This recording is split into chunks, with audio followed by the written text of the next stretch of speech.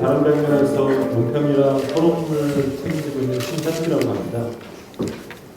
오늘 하게 될 것은 저희가 2017년도 들어서 시작하게 되는 100년 포럼이라는 그 대중 공론 행사가 있는데요. 그것의 시즌 첫 번째 행사고 그것을 시민의회로 잡았습니다. 그리고 그 포럼의 시즌 1의 첫 번째 행사인 거죠. 그래서 오늘 김종민 의원께서 이제 정확하게는 시민의회법이 아니라 이제 헌법 개정, 국민참여 개헌 절차법이죠. 이런 것들을 발표해 주실 텐데요. 잠깐 시작하기 전에 잠깐 주위를 한번 둘러봐 주시죠. 잠깐 시간을 내서. 저는 여기 와서 그냥 첫 번째 놀랐는데 그거는 금요일 날 이 시간 오후 시간에 그것도 국회에서 그것도 지하 1층에서 이렇게 많은 사람이 오는 건 굉장히 이례적인 일이거든요. 저는 근데 놀랐습니다. 그리고 두 번째 제가 놀란 거는요. 오늘 좀 특이한 게 뭐냐면은 보통 지금까지 개헌이라는 이거 헌법 개정을 얘기할 때 주로 내용적인 것입니다. 주로 예를 들어서 정부 형태, 권력 구조를 어떻게 할 것인가, 혹은 기본권 어떤 것을 넣고 어떤 걸 뺄 것인가, 혹은 뭐 지방 분권 이런 식의 내용적인 것에 포커스가 많이 맞춰졌는데 오늘 내용은 헌법 개헌의 어떤 내용이 아니라 어떻게 헌법을 바꿀 것인가, 누가 헌법을 바꿀 것인가 이런 것에 포커스가 맞춰져 있는 특징이 있습니다. 이 말을 잘 들어보면 국회 안에서 국회의 권능을 약간 무력화시킬 수 있는 것이거든요. 그러니까 법을 만드는 권한이 국회에 있는데 국회 안에서 국회의원한테 주지 말고 국민에게 넘기면 어떻게 이런 제안을 하시는 거거든요. 그래서 내용을 들으시면 아시겠습니다. 제가 사적으로 조금만 더 말씀드리면은 김종민 의원께서는 만약에 이 법이 통과되시면 저는 한국 민주화 과정에 두 가지 성과가 있다고 봅니다. 첫 번째는 이 법을 통과시킨 공로가 있으시고요. 또 하나는 이른바 그 충남, 논산, 금산, 계룡에서 그 피닉스제 6선 의원의 재선을 7선을 막은 공로가 있으신 거죠. 그러면 김종인 의원의 발제를 들어보도록 하겠습니다. 더불어민주당 지금 개헌특위 위원이고요. 상임위는 기획재정위원회 소속 김종민입니다. 먼저 우리 새로운 100년을 고민하시는 많은 훌륭한 선생님들 이렇게 모시고 제가 발표를 하게 돼서 정말 영광스럽게 생각을 합니다.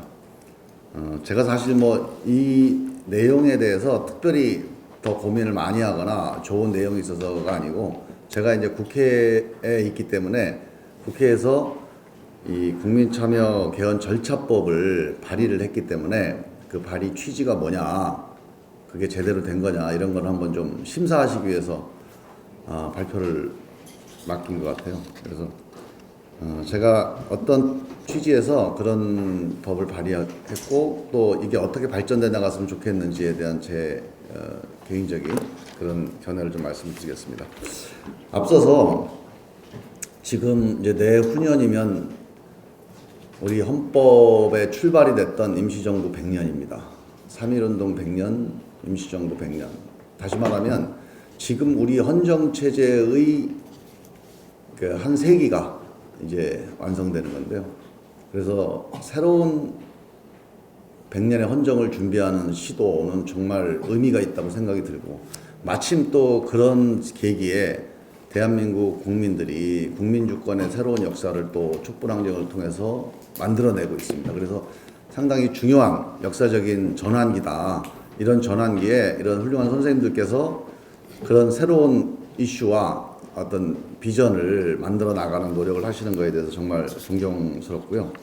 잘 만들어 가셨으면 좋겠다는 그런 말씀을 먼저 올리고, 저는 최근에 있는 촛불항쟁을 보면서 그런 생각이 듭니다. 많은 분들이 어떻게 이렇게 수백만 명이 광화문 광장에 모였는데 쓰레기도 없고 뭐 가게 하나 털리는 데 없고, 뭐 미국 같은 나라들도 한 5천 명 이상 모이면 가게 한두 개 다 털리는데 100만 명 이상이 모이면서도 뭐 가게가 영업은 좀 안 된다고 그럽니다. 광화문 일대가 영업에는 좀 지장이 있다고 하는데 정말 쓰레기도 없고 그 커피숍 같은 데 가보면 그 수천 명, 수만 명이 아마 왔다 갔다 할 겁니다. 그 시간에. 조금 지저분해지긴 하지만 하여간 거기서 무슨 분쟁과 싸움이 없습니다. 그 대한민국 국민들의 역량, 민주 역량에 대해서 정말 세계가 놀라고 있어요. 근데 저는 정말 이게 자랑스러운 우리 대한민국 역사의 한 페이지라고 생각을 합니다. 그런데 한편으로는 아까 우리 이인영 의원도 말씀하셨고 또 우리 이제 그 인혜경 이사장님 말씀하셨지만 정말 우리 정치권으로서는 부끄러운 일이기도 합니다. 지금 최근에 2008년 광우병 집회 이후에 지금 대한민국 광화문에 경련으로 100만 명씩 시민들이 나오고 있어요. 생업을 가지고 있는 시민들이 생업을 접고 왜 그 추운 겨울에도 광화문 광장에 나와야 되느냐. 그건 대한민국의 정치가 실패했다는 거거든요. 만약에 정치가 성공했다면 국민들이 그렇게 나와야 될 촛불 정치가 필요하지 않았을 거라고 봅니다. 결국 지금 이거는 박근혜 정권의 국정농단에 대한 심판이기도 하면서 이 패권과 대결로 정말 아무런 진도도 못 나가고 있는 이 무기력한 이 대결 정치, 이 한국 정치에 대한 또 준엄한 질책이기도 하다고 생각이 됩니다. 그런 점에서 저는 우리 정치인들이 지금 이 상황을 같이 목소리를 높이고 박근혜 정권을 규탄하는 것에만 만족해서는 안 된다. 정말 반성하고 책임을 느끼고 어떻게 국민들이 생업을 팽개치고 나오지 않아도 되는 정치를 만들 거냐. 이 고민을 해야 될 책임이 광화문에 있는 시민들이 아니고 이 여의도에 있는 이 정치인들한테 있다. 그런 생각이 듭니다. 그래서 그런 노력들의 일환으로 저는 개헌 논의도 이루어지고 있고 또 여러 가지 이제 새로운 현재의 민주주의 시스템을 보완하는 노력들, 고민들이 이루어지고 있다고 봅니다. 그래서 이제 저도 개헌특위위원으로 참여하면서 그런 새로운 변화를 여러 가지 방향으로 모색하는 어떤 그 노력을 하고 있는데요. 제가 이 국민참여절차법이라는 거를 발의를 하는데 의원님들이 그 공동 발의를 이렇게 좀 청했는데 대개 보면 막 7, 80분씩 공동 발의를 해주시는 경우도 있거든요. 근데 이거는 원래 우리 국회 공동 발의 요건이 10명 이상입니다. 국회의원 10명 이상이 돼야 발의를 할 수가 있습니다. 그 10명은 넘기긴 넘겼어요. 근데 많은 분들이 저랑 친한 의원님들도 주저하시는 거예요. 그래서 제가 대화를 많이 해봤습니다. 두 가지 생각들이 있습니다. 개헌에 대해서 적극적으로 필요하다고 생각하는 분들은 야 이거 개헌 절차법 만들어 놓으면 결국 시간 끌려는 거 아니냐. 개헌에 대해 소극적인 자세 아니냐. 혹은 이런 과정을 통해서 개헌 논의가 산으로 가는 거 아니냐. 이렇게 해서 논의를 열어놓으면 정말 질서 있게 필요한 시기에 개헌에 대한 결정이 될 수 있겠느냐. 그게 좀 위험한 것 같다. 그렇게 충고를 해주십니다. 개헌에 대해서 별로 이렇게 탐탁지 않아 하는 의원님들도 많이 계셔요. 특히 그 이유는 개헌의 시기를 그 대선 전에 해야 된다. 이런 주장을 하는 의원님들이 많이 계시기 때문에 정략적이다. 그래서 지금 개헌 논의 하면 안 된다. 일단 대통령 선거하고 정권 교체하고 그 다음에 개헌 논의를 해야 된다. 지금은 개헌에 개짜를 꺼내면 안 된다. 이런 주장을 하시는 의원님도 계셔요. 그런 분들은 이런 개헌의 국민 참여에 의한 개헌에 대해서 찬성은 하지만 지금 무슨 개헌 관련된 얘기를 하는 거를 별로 좋아하지 않는 거예요. 그러니까 그분들도 서명을 안 합니다. 그래서 이 양쪽 분들이 개헌을 찬성하시는 분들, 개헌을 지금 조기 개헌에 대한 반대 입장을 가진 분들 다 지금 이 개헌 절차법에 대해서는 조금 우려를 하시는 그런 의견들이 있더라고요. 그래서 일단 제가 발의는 했는데 이 논의가 저는 그렇게 봅니다. 개헌 시기가 대선 전에 이루어지는 것은 어렵다. 그리고 정말 중요한 거는 이번에 개헌 논의는 지금까지 9차례 개헌이 다 권력자들이 주도한 또 정치권이 주도한 개헌이었습니다. 우리가 4.19 때나 87년 개헌도 민주적인 개헌이긴 했지만 그 과정이 국민들의 뜻을 충분히 반영하는 국민 참여에 의한 개헌이었다고 보기는 어려워요. 정치권이 주도를 했는데 이번 개헌만은 특히 촛불항쟁에 의해서 만들어진 새로운 대한민국에 대한 열망 이거를 담기 위한 개헌이기 때문에 이 민심을 어떻게 반영하느냐 이 절차와 과정이 매우 중요하다 저는 이렇게 생각을 했고요. 그러기 위해서 이 개헌 참여에 대한 절차를 국회와 개헌특위에서 논의해서 진행을 해도 됩니다.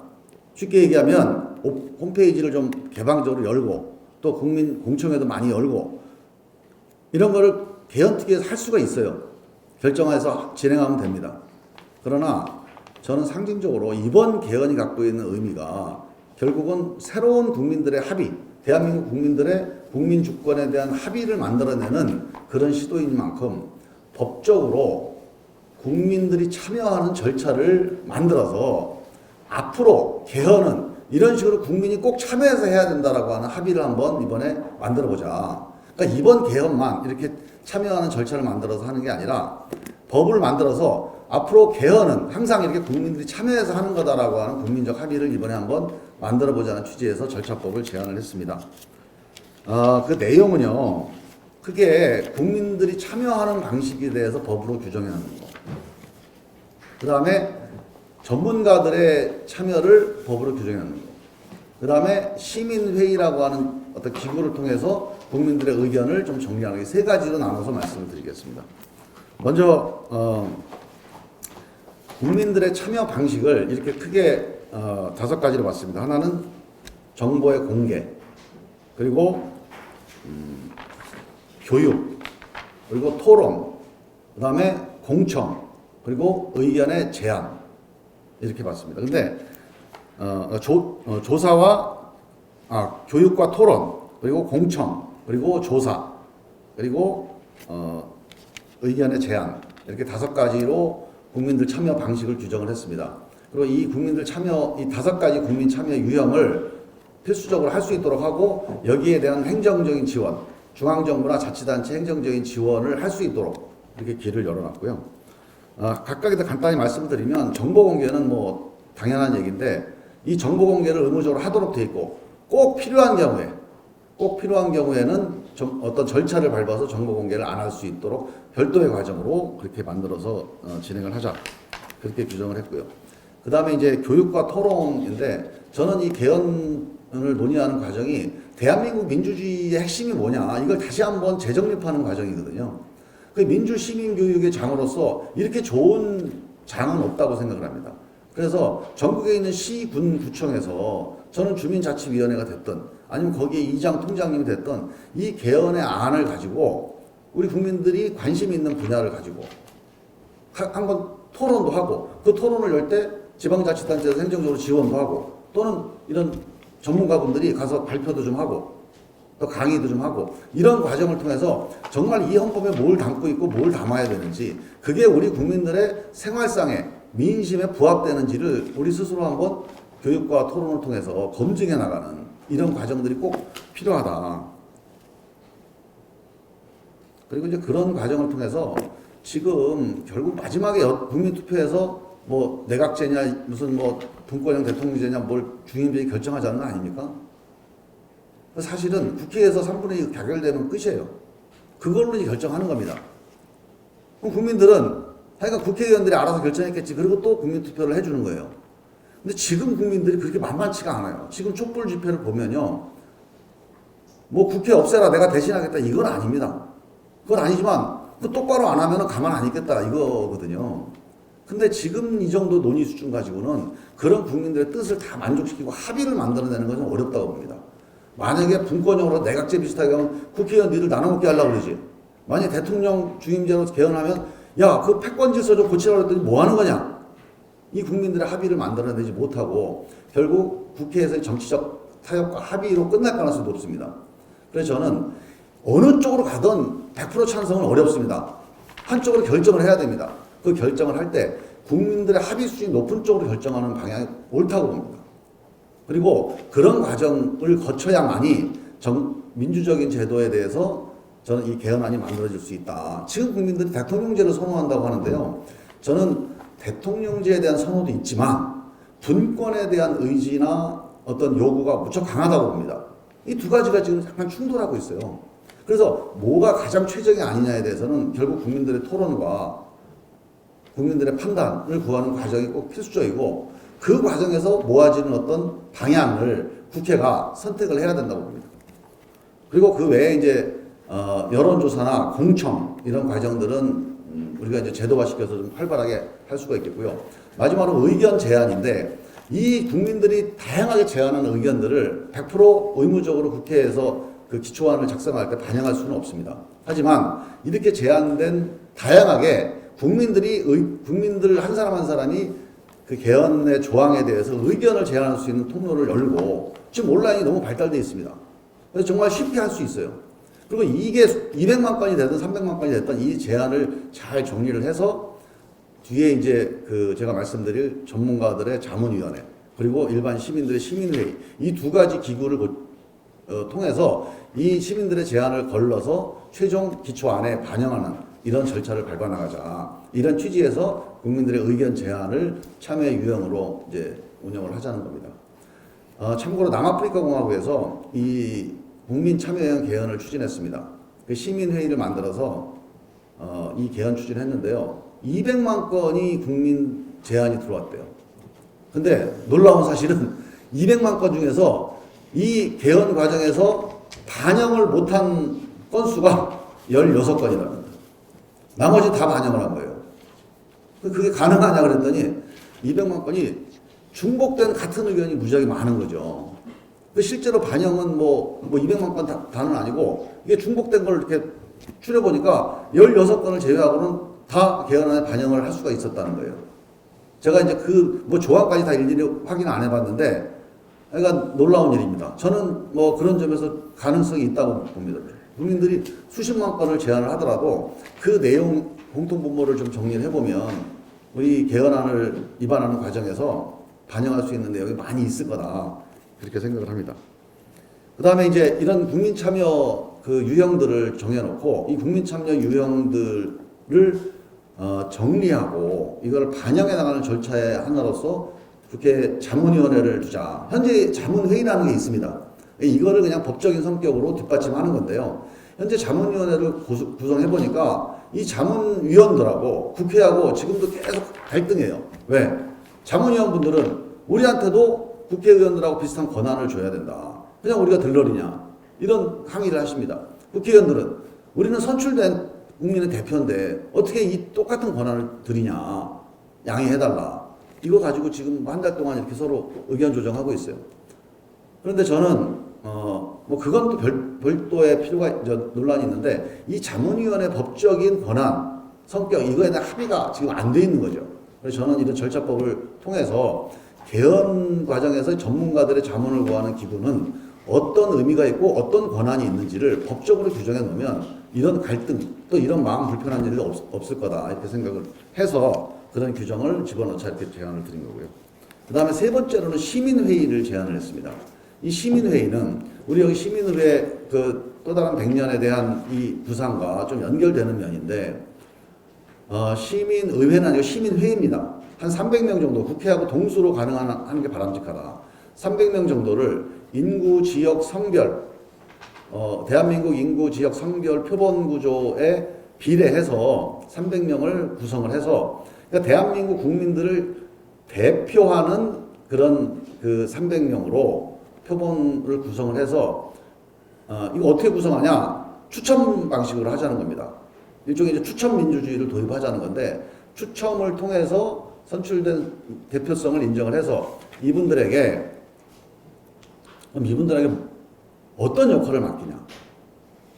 이분들이 이 추첨에 뽑히지 않은 다른 국민들과 무슨 다른 특별한 권한을 행사하게 되면 그것도 문제 아니냐? 또는 국회라는 대표기관이 있는데 이런 시민회의에게 또 국회하고 대등한 권한을 주게 되면 문제 아니냐? 제가 이 절차법을 제안하니까 국회의원분들이 제일 걱정하는 게 그겁니다. 너 괜히 또 시민단체들하고 이렇게 짝짝꿍해가지고 괜히 무리하는 거 아니냐? 이게 이 대의 구조를 흔드는 거 이거 위험한 거다. 그래서 저는 그렇게 얘기합니다.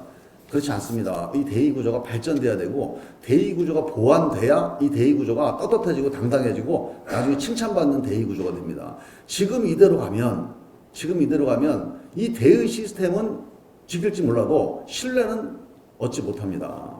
그래서 이거를 보완해서 더 신뢰받는 대의 시스템으로 만들기 위해서 이런 제도가 필요합니다. 이렇게 말씀을 드리거든요. 저는 그런 의미에서 시민회의에 뽑힌 분들이 지금 우리 국회의 전문가들, 국회의원들이 여러 가지 고민들, 쟁점들이 있습니다. 그런 쟁점들을 이분들에게 발표를 하는 거예요. 발표를 해서 이 쟁점들에 대한 이 300명 시민들의 의견들을 이게 한 달 정도가 됐던 두 달이 됐던 저는 이게 우리 배심원제보다 훨씬 긴 기간 동안 최소한 한 3개월 이상의 어떤 시간이 필요하다고 보는데 그 기간 동안에 수많은 쟁점들에 대해서 전문가들의 의견, 그 다음에 입법 전문가들이 국회의원들의 의견도 있지만 그냥 국민 일반의 평균적인 입법 정서는 뭔지를 묻자는 겁니다. 이분들 전문가들도 아니고요. 또 정치에 대해서 깊은 이해도 없습니다. 하지만 예를 들어 권력 구조를 어떻게 할 거냐에 대해서도 또는 감사원을 어디다 둘 거냐 이런 거에 대해서도 또 지방분권을 어느 수준까지 할 거냐에 대해서도 전문적인 판단도 중요하지만 결국 헌법이라는 거는 국민 평균의 합의거든요. 그 국민들의 평균적인 합의는 어디에 가 있느냐, 어떤 걸 선호하느냐, 이론적으로는 어떤 게 옳다 하더라도 국민들의 대체적인 합의는 어떤 데 더 친화력이 있느냐, 이런 거를 묻자는 겁니다. 그래서 이걸 물어서 이분들의 의견이 이 기초안을 성립하는 과정에서 존중되도록 하자. 이걸 존중되게 하느냐, 이걸 반영하자고 하느냐, 이 어구가 되게 중요합니다. 반영해야 한다 그러면 이거는 의무조항이기 때문에 이건 국회의원들이 반발돼서 이 법은 제가 보기에는 아마 통과가 100% 안 됩니다. 그리고 실제 그거는 좀 무리라고 봅니다.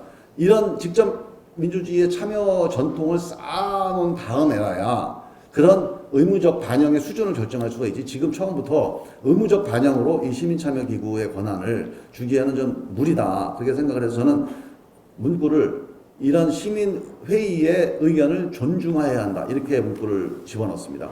존중한다고 하는 것은 사실상, 그러니까 적극적인 권고에 해당되는 건데, 입법권을 가진 국회의원들이, 개헌 초안을 작성할 권한을 가진 국회의원들이, 그거는 도저히 안 되겠다. 아무리 국민의 뜻이라도, 그거는 우리 정치인으로서 책임에 비춰볼 때 못하겠다. 그러면 못하는 겁니다. 하지만, 의원들 간에 서로 의견이 나누는 과정에서는 이 시민회의의 의견이 저는 중요한 결정의 어떤 바로미터가 될 거다. 그렇게 생각을 합니다. 이런 과정들이 거치게 되면 이번 개헌은 저는 정말 앞으로 새로운 100년을 만들어 나갈 수 있는 그런 새로운 정초가 될 수 있을 거다. 그렇게 기대를 하고요. 이 국민참여 개헌 절차법이 꼭 통과될 수 있도록 우리 많은 선생님들께서 관심 가져주시고 좀 응원해 주시기 바랍니다. 마지막으로 이 개헌 절차법을 제가 제안을 하면서 고민했던 거가 우리 이 다른 100년의 고민과 맞닿아 있는 대목이 있다고 있어서 제가 그 점만 한 말씀 드리겠습니다. 저는 현재 있는 대의민주주의 체제가 우리 민주주의의 가장 근간이라고 생각을 합니다. 이 대의민주주의는 국민과 따로 있는 게 아니고 국민과 분리되어 있는 게 아니고 국민 그 자체입니다.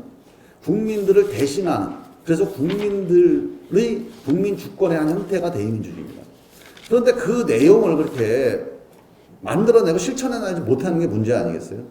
그리고 이제 그 점에서는 더 이상 이렇게 정치 엘리트와 국민 간의 괴리가 더 커지면 광장에 매일 100만 명씩 나오면 더 이상 이게 유지가 안 됩니다. 그런 점에서 저는 보완이 필요하다고 생각되는데 그런 보완의 하나로 이런 시민회의 같은 이런 국민 참여형 직접 민주주의 요소가 도입되는 게 저는 효과적이다. 그래서 이게 단순히 입법에만 이렇게 할 게 아니고, 그러니까 헌법에만 할 게 아니라, 저는 지금 사법도 배심원제가 결국 국민 참여형 그런 제도인데요. 입법에도 이게 가능하다고 봅니다. 지금 국회 선진화법이라는 게 있습니다. 국회 선진화법에 다수결의 횡포를 막고, 또 소수를 어떻게든지 보호하고, 그러기 위해서 만든 거예요. 그러니까 동물국회도 막고, 식물국회도 막으려고 했는데 사실은 식물국회로 가고 있어요. 그 40%가 발목만 잡으면 아무것도 안 됩니다. 다시 다수결로 가자는 겁니다. 저는 그게 맞다고 봐요. 제가 있을 때 결정한 법이 아니기 때문에 저는 자유롭게 초선 의원으로서 국회 선진화법을 고쳐야 된다 이렇게 말씀을 드리는데 저는 이걸 고쳐야 된다고 보는데 그럼 문제는 그럼 다수결의 힘표를 어떻게 막을 거냐. 저는 51대 49 또는 55대 45로 어떤 결정이 나와서 45가 승복을 안 하는 경우를 많이 봅니다. 만약에 국회에서 55%의 정당과 45%의 야당이 있는데 55%의 여당이 계속 자기 마음대로 해버리면요. 그 사람들 맨날 싸웁니다. 몸싸움 또 나요.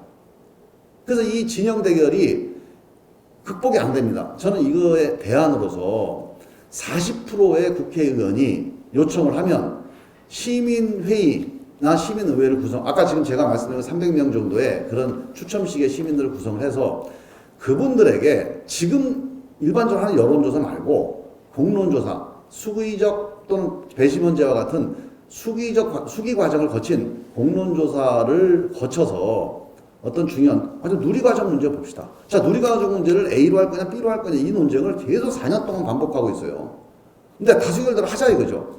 하는데 도저히 이거는 승부 못하겠다 싶으면 40% 정도의 국회의원들이 신청을 하면 지금 선진화법처럼 가로막고 아무것도 못하게 하지 말고 이 시민의회에 한번 공론에 붙여서 거기서 51% 결론 나는 걸 따르도록 하자. 그 권고를 따르도록 하자. 혹은 그거를 존중하도록 하자. 이런 식의 시도를 한번 입법 과정에서 시민들의 의견을 묻는 그런 제한적인 어떤 시도를 할 수도 있겠다. 그런 것도 한번 고민해 볼 수 있을 거라고 봅니다. 지금 있는 현재의 대결 정치, 정말 아무것도 결정 못하는 이런 펜딩 정치, 이런 교착 정치, 이런 걸 풀어내는 방법으로서 시민들의 참여에 의한 시민들의 의견을 수기적 절차를 통해서 묻는 그런 과정들도 구상해 볼 수 있겠다. 끝으로 인사, 행정에서의 시민 참여도 저는 가능하다고 봅니다. 저는 지금 방송국 사장들을요, 청와대에서 방통위원들 임명해서 결국은 청와대에서 임명을 합니다. 청와대 홍보수석실이 임명을 해요. 계속 싸웁니다, 이것 때문에. 대한민국의 공영방송이 맨날 정권의 하수인이 되어버려요. 그렇게 하지 말고, 지금 우리 타협안이 정당이 추천을 하는 추천폭을 좀 늘리자 이 정도인데, 저는 그렇게 하지 말고, 요새 이제 시청이나 군청 가면요, 어떤 입찰할 때 이렇게 합니다. 전문가들, 입찰 심사위원들 전문가들 풀을 한 100명 만들어 놓고, 당일날 아침에 10명한테 전화를 해요. 그분들이 입찰 심사위원을 해서 입찰자를 결정합니다. 이 추천민주주의가 상당히 효력을 발생하는 게 지금 이 지방자치단체 입찰이에요. 근데 저는 이런 추천 방식을 예를 들면 정말 검증되어 있는 훌륭한 전문가들 또는 그 관계기관들, 뭐 언론이라든가 뭐 시민단체라든가 법조단체라든가 이런 분들로 해서 공영방송 사장 선출위원회에 그 위원 풀을 한 100명을 추천을 받아요. 그래서 100명 추천 받아서 만약 KBS 20대 사장 선출이 지금 임박해 있다면 선출 한 달 전에 이 중에서 한 30명 정도 KBS 20대 사장 추천위원회를 구성을 합니다. 그럼 이분들한테 이 추첨된 사람들한테 그러니까 청문회를 통해서 KBS 사장을 추천하게 만드는 거죠. 그러면 이 인사권에 있어서도 시민들의 참여를 보장할 수 있는 방법이 가능하겠다는 거죠. 저는 이런 방식으로 사법뿐만이 아니고 입법과 행정에서도 이 시민 참여를 통해서 지금 있는 현재의 관료체제, 지금 있는 현재의 입법체제의 뭐 엘리트적인 어떤 폐쇄성을 보완할 수 있는 또는 비생산성을 보완할 수 있는 그런 시도들을 한번 연구를 해보자. 그리고 이번에 국민참여 개헌 절차법을 통해서 개헌 과정에서 이런 시민회의를 통한 이런 시민 참여를 한번 우리가 시도를 해서 좋은 성적을 거두면 저는 이런 입법 과정과 행정 과정에서도 확대해 나갈 수 있는 길을 만들 수 있지 않을까 하는 그런 구상을 해봤습니다. 이상입니다.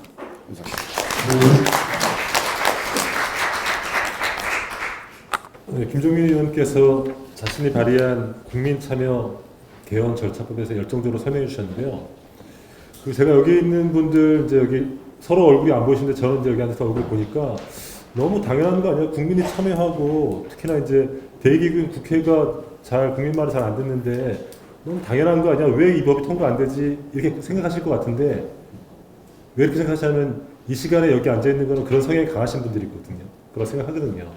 그래서 오늘 제가 오늘 패널을 조금 구성해 보려고 이 좀 다양한 스펙트럼으로 조금 섭외를 했었습니다. 근데 여러분이 이름을 대면 아실 만한 매우 진지하고 진보적인 정치학자도 반대한다는 거예요. 자기는 반대해서 이 자리에 나오면 바보 될 것 같아서 못 나오겠다는 거예요.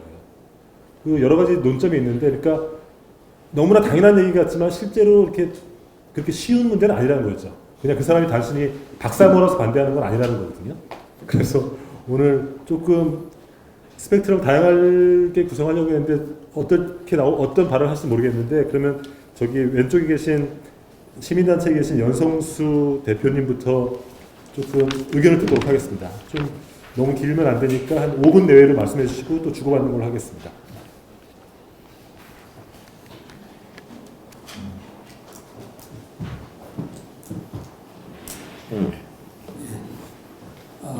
반갑습니다. 저 민주평화포럼의 공동대표 연성수라고 합니다.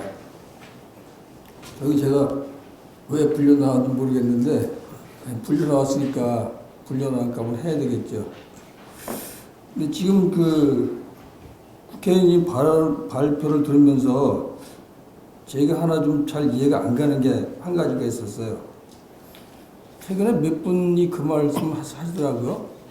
그 대선 주자도 비슷한 얘기를 하는데 광장 정치를 이제는 끝내야 된다. 그 말씀을 해가지고 전 그게 잘 이해가 안 갔어요. 그 광장 정치가 광장 사람이 모이는 게 정치를 잘못해서 그렇다. 정치를 잘하면 광장에 모일 이유가 없다. 그렇게들 얘기를 해요. 근데 저는 좀 다른 생각인데 만약 이제 어느 분이 사업을 해요. 근데 사업을 직원을 데리고 가는데 직원이 사업을 잘하면 그 사업주는 그냥 가만히 있으면 되나요? 사업주가 더 사업을 잘하도록 중간중간 점검하고 개입하고 하는 거 아닌가요? 저는 국민주권주의를 국민이 이 나라의 주인이라고 생각해요. 주인이면 당연히 그 대리인 정치인들이 정치를 잘 하나 못하나를 끊임없이 감시하고 견인하고 수시로 어떤 제안도 하고 방향도 제시하고 그렇게 해야 된다고 생각해요. 근데 이상하게 이런 나라는 대리인인 정치인들이 그 주인 국민들한테 너희들은 가만히 있어라고 얘기를 해요. 광장에 모이지 말아라. 우리가 잘할 테니까. 전 그것도 말이 안 된다고 생각해요. 왜냐하면 광장에 사람들이 많이 모여가지고 주인들이 이 나라를 어떻게 운영할까, 어떻게 하면 잘 될까 그런 얘기를 많이 해서 그 의견들을 그 정치인들한테 제시를 해야지 뭐 굴러가는 거잖아요. 그래서 저는 이렇게 생각하는데 이 촛불이 모인 광장은 그 정치를 잘못해서 생기는 현상이 아니라 새로운 정치로 진입하는 과정이라고 생각해요. 앞으로는 광장이 활성화되고 그 광장과 여의도 정치권이 서로 협의해서 정치를 해야 된다고 생각합니다. 최근에 제 친구 한 명이 이제 그런 얘기를 했어요. 그 민중 그림물은 화가인데 광화문에 가보니까 그 미술관이 하나 생겼더라고요. 거리에. 그럼 이 친구가 저거를 촛불 시위가 끝나도 상설적으로 할 수 있는 법을 만들어 달라고 얘기를 하더라고요. 그게 무슨 얘기냐 그랬어요. 그랬더니 그 좋은 예술을 하는 사람들이 이 자본의 진입에 막혀가지고 실제로 전시할 기회가 별로 없대요. 그런데 광장에 들어가 설치해주면 굉장히 좋은 기회가 된다. 그렇게 얘기하는 걸 보고 아 이게 제도권과 또 다른 참여형 뭐가 있겠구나 이제 그런 생각을 했었어요. 제가 이제 이 국민주권 개헌 논의를 꽤 오래 했는데요. 한 몇 년 전부터 그 직접 입법 시민연대라는 걸 만들어가지고 어떻게 하면 대의민주주의를 좀 그 문제를 고칠까 하는 걸 좀 노력을 해왔었어요. 그러면서 국민이 만드는 그 개헌 얘기를 쭉 하다 보니까 자꾸 이렇게 장벽에 부닥쳐요, 사람들이. 그게 될까? 지금 어느 시대인데? 그 국회의원들이 가만히 있을까? 그런 얘기를 많이 하더라고요. 그게 한 2년 전 얘기였어요. 근데 지금은 광장 나가면 다 뭐라 그래요? 전부 다 직접 민주를 요구를 하고 있어요. 제일 좋은 말이 나는 내가 대표한다는 말이에요. 누구도 나를 대신 대표할 수 없다. 나는 내가 대표한다. 그 말을 사업적으로 비교를 해봤어요. 그랬더니 사장이 이 회사는 내가 운영한다고 얘기하지 사장이 내가 이 회사는 직원이 운영한다는 아무도 없거든요. 그러니까 당연히 국민이 주인이라고 치면 국민이 직접 그 나라를 운영하는 게 맞는 거예요. 운영하는 방식이 복잡하니까 잠시 맡겼던 거고 그 맡은 사람 잘못하면 당연히 개입하고 간섭하고 그걸 해야 되는 건데 이놈의 대의지는 어떻게 돼 있어요? 선거 때만 개입할 수 있어요. 나머지 아무것도 할 수 없어요. 그럼 배설 비교한다고 치면 내가 돈을 투자해서 저를 설립했어요. 그리고 직원을 뽑았어요. 그럼 맡겼어. 그리고 언제만 내가 그걸 결정할 수 있어요. 1년 도에 끝날 때 잘 됐냐 못 됐냐만 결정할 수 있는 게 그런 세상에 아무데도 없어요. 어느 회사든지 사장이 수시로 제안하고 감시하고 견인하고 견제하는 거예요. 근데 왜 정치에서만 꼭 국민 주인이 4년에 한 번씩만 해야 돼요? 그건 말이 안 되는 거죠. 그래서 제가 이제 이 얘기를 듣고 몇 가지 좀 검토해봐요. 첫 번째가 왜 지금 국회에서 개헌특위를 만들고 자꾸 개헌을 빨리 하려고 할까? 그 생각을 해본 거예요. 분명히 퇴진행동에서는, 광장에서는 지금 개헌하지 말라고 성명서를 냈어요. 그리고 3월 1일 날 새로운 국민정치를 만들겠다는 민주평화 포럼에서도 졸속 개헌하지 마라. 국민이 원하지 않는다고 명백히 못을 받고 있어요. 그런데도 국회에서는 개헌특위를 만들어서 개헌 논의를 시작했고, 더군다나 국민의당과 자유한국당 그리고 바른정당에서는 3월 중에 국회의원 명의로 발의하겠다는 거예요. 개헌하도록. 그리고 거기서 이제 더민주당 일부가 동의하면은 실제 개헌이 된다고 주장하고 있고 그걸 추진하고 있어요. 분명히 국가의 주인인 주권자들이 하지 말라 그랬어요. 성명 내고. 그런데 하고 있다는 거죠. 그럼 거기에는 뭔가 저희가 있지 않을까 그렇게 생각할 수밖에 없는 거죠. 그 저희가 뭔지는 지금 제가 이게 복잡해지니까 그 저희는 얘기하지 않겠습니다. 하지만 국민이 판단하기에는 뭔가 이건 저희가 있는 거다 이렇게 판단하고 있다는 거죠. 자, 그래서 제가 촛불 시민이 요구하는 개헌은 도대체 어떤 건가 하는 걸 쭉 한번 검토를 해봤어요. 그랬더니 어떤 거냐면 촛불 국민이 원하는 개헌은 두 가지로 요약할 수 있어요. 첫 번째는 이게 나라냐 하는 말이에요. 이게 나라냐는 말에는 이 나라의 민주주의가 총체적으로 망가졌다. 그러니까 완전히 국가를 새로 대개조해야 되겠다 하는 게 첫 번째 이야기예요. 두 번째 이야기는 또 뭐라고 하냐면 나는 내가 대표한다 라고 주장하고 있어요. 그 두 가지가 제가 보기엔 촛불 혁명 과정에서 굉장히 유행어로 등장하고 있어요. 내가 나를 대표한다. 이 얘기는 대의제는 더 이상 희망이 없다라고 하는 거예요. 왜 이 대의제가 희망이 없냐? 우리나라 대의제는 독특해요. 독재 정권하고 수구 정권들이 70년간 작심을 해가지고 상권 분립을 망가뜨려 놨어요. 대통령 쪽으로 권력이 집중되기 때문에 이거는 대의제라고 할 수가 없는 거예요. 그리고 그렇게 뽑아놓은 국회의원들 같은 경우도 실제로 국민을 골고루 대표하는 게 아니라 일부만 대표할 수 있도록, 그러니까 30% 대통령, 20% 국회의원 나오는 거잖아요. 그런 사람들이 국민을 대표할 수 없는 이상방칙한 대의제가 돼 있다는 거죠. 그래서 그 대의제에 70년 살아보니까 이놈의 대의제는 국민 의사를 전혀 반영할 수가 없고 반영하도록 굉장히 힘들다라고 생각해서 이제는 나는 내가 대표한다고 주장하기 시작한 거예요.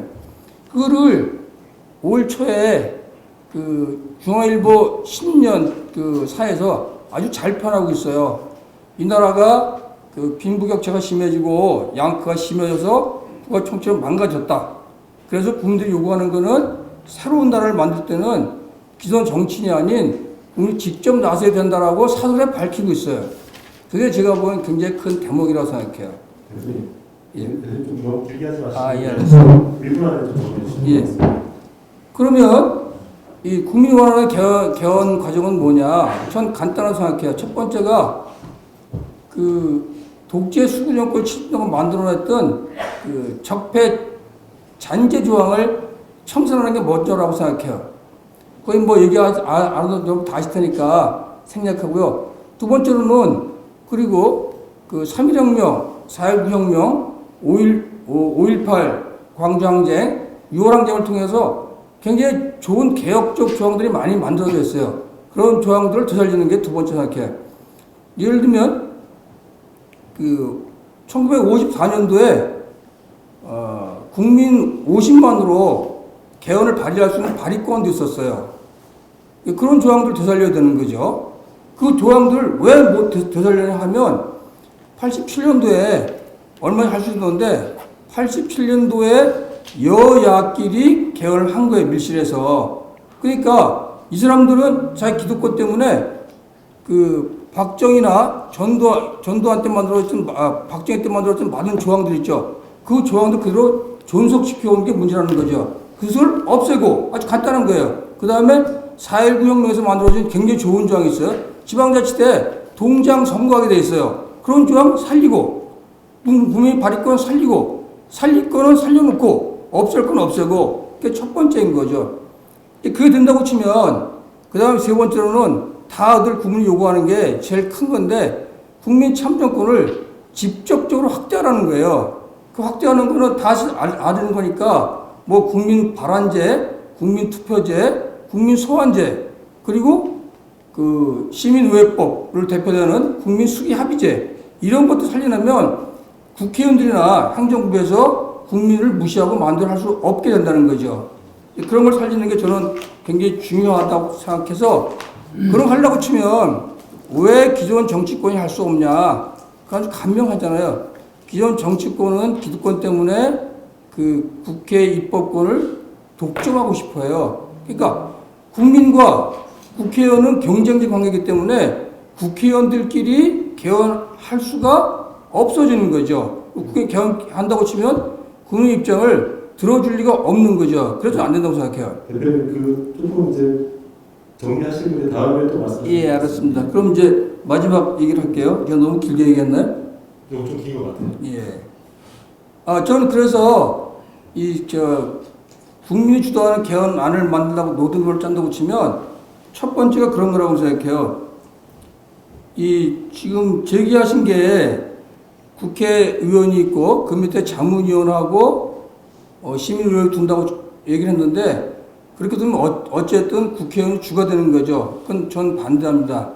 그게 아니라 제 생각에서는 그냥 시민 한 300명 모아주는 게 제일 좋은데, 그렇게 우리가 실력이 딸리니까 저는 50대 50을 주장해요. 국회의원 개헌 특히 34명인가 그렇게 돼 있죠. 34명에 비춰가지고 국민 무작위로 3장을 뽑고, 그 다음에 3장 뽑거나 2배수로 뽑는 게 좋을 것 같아요.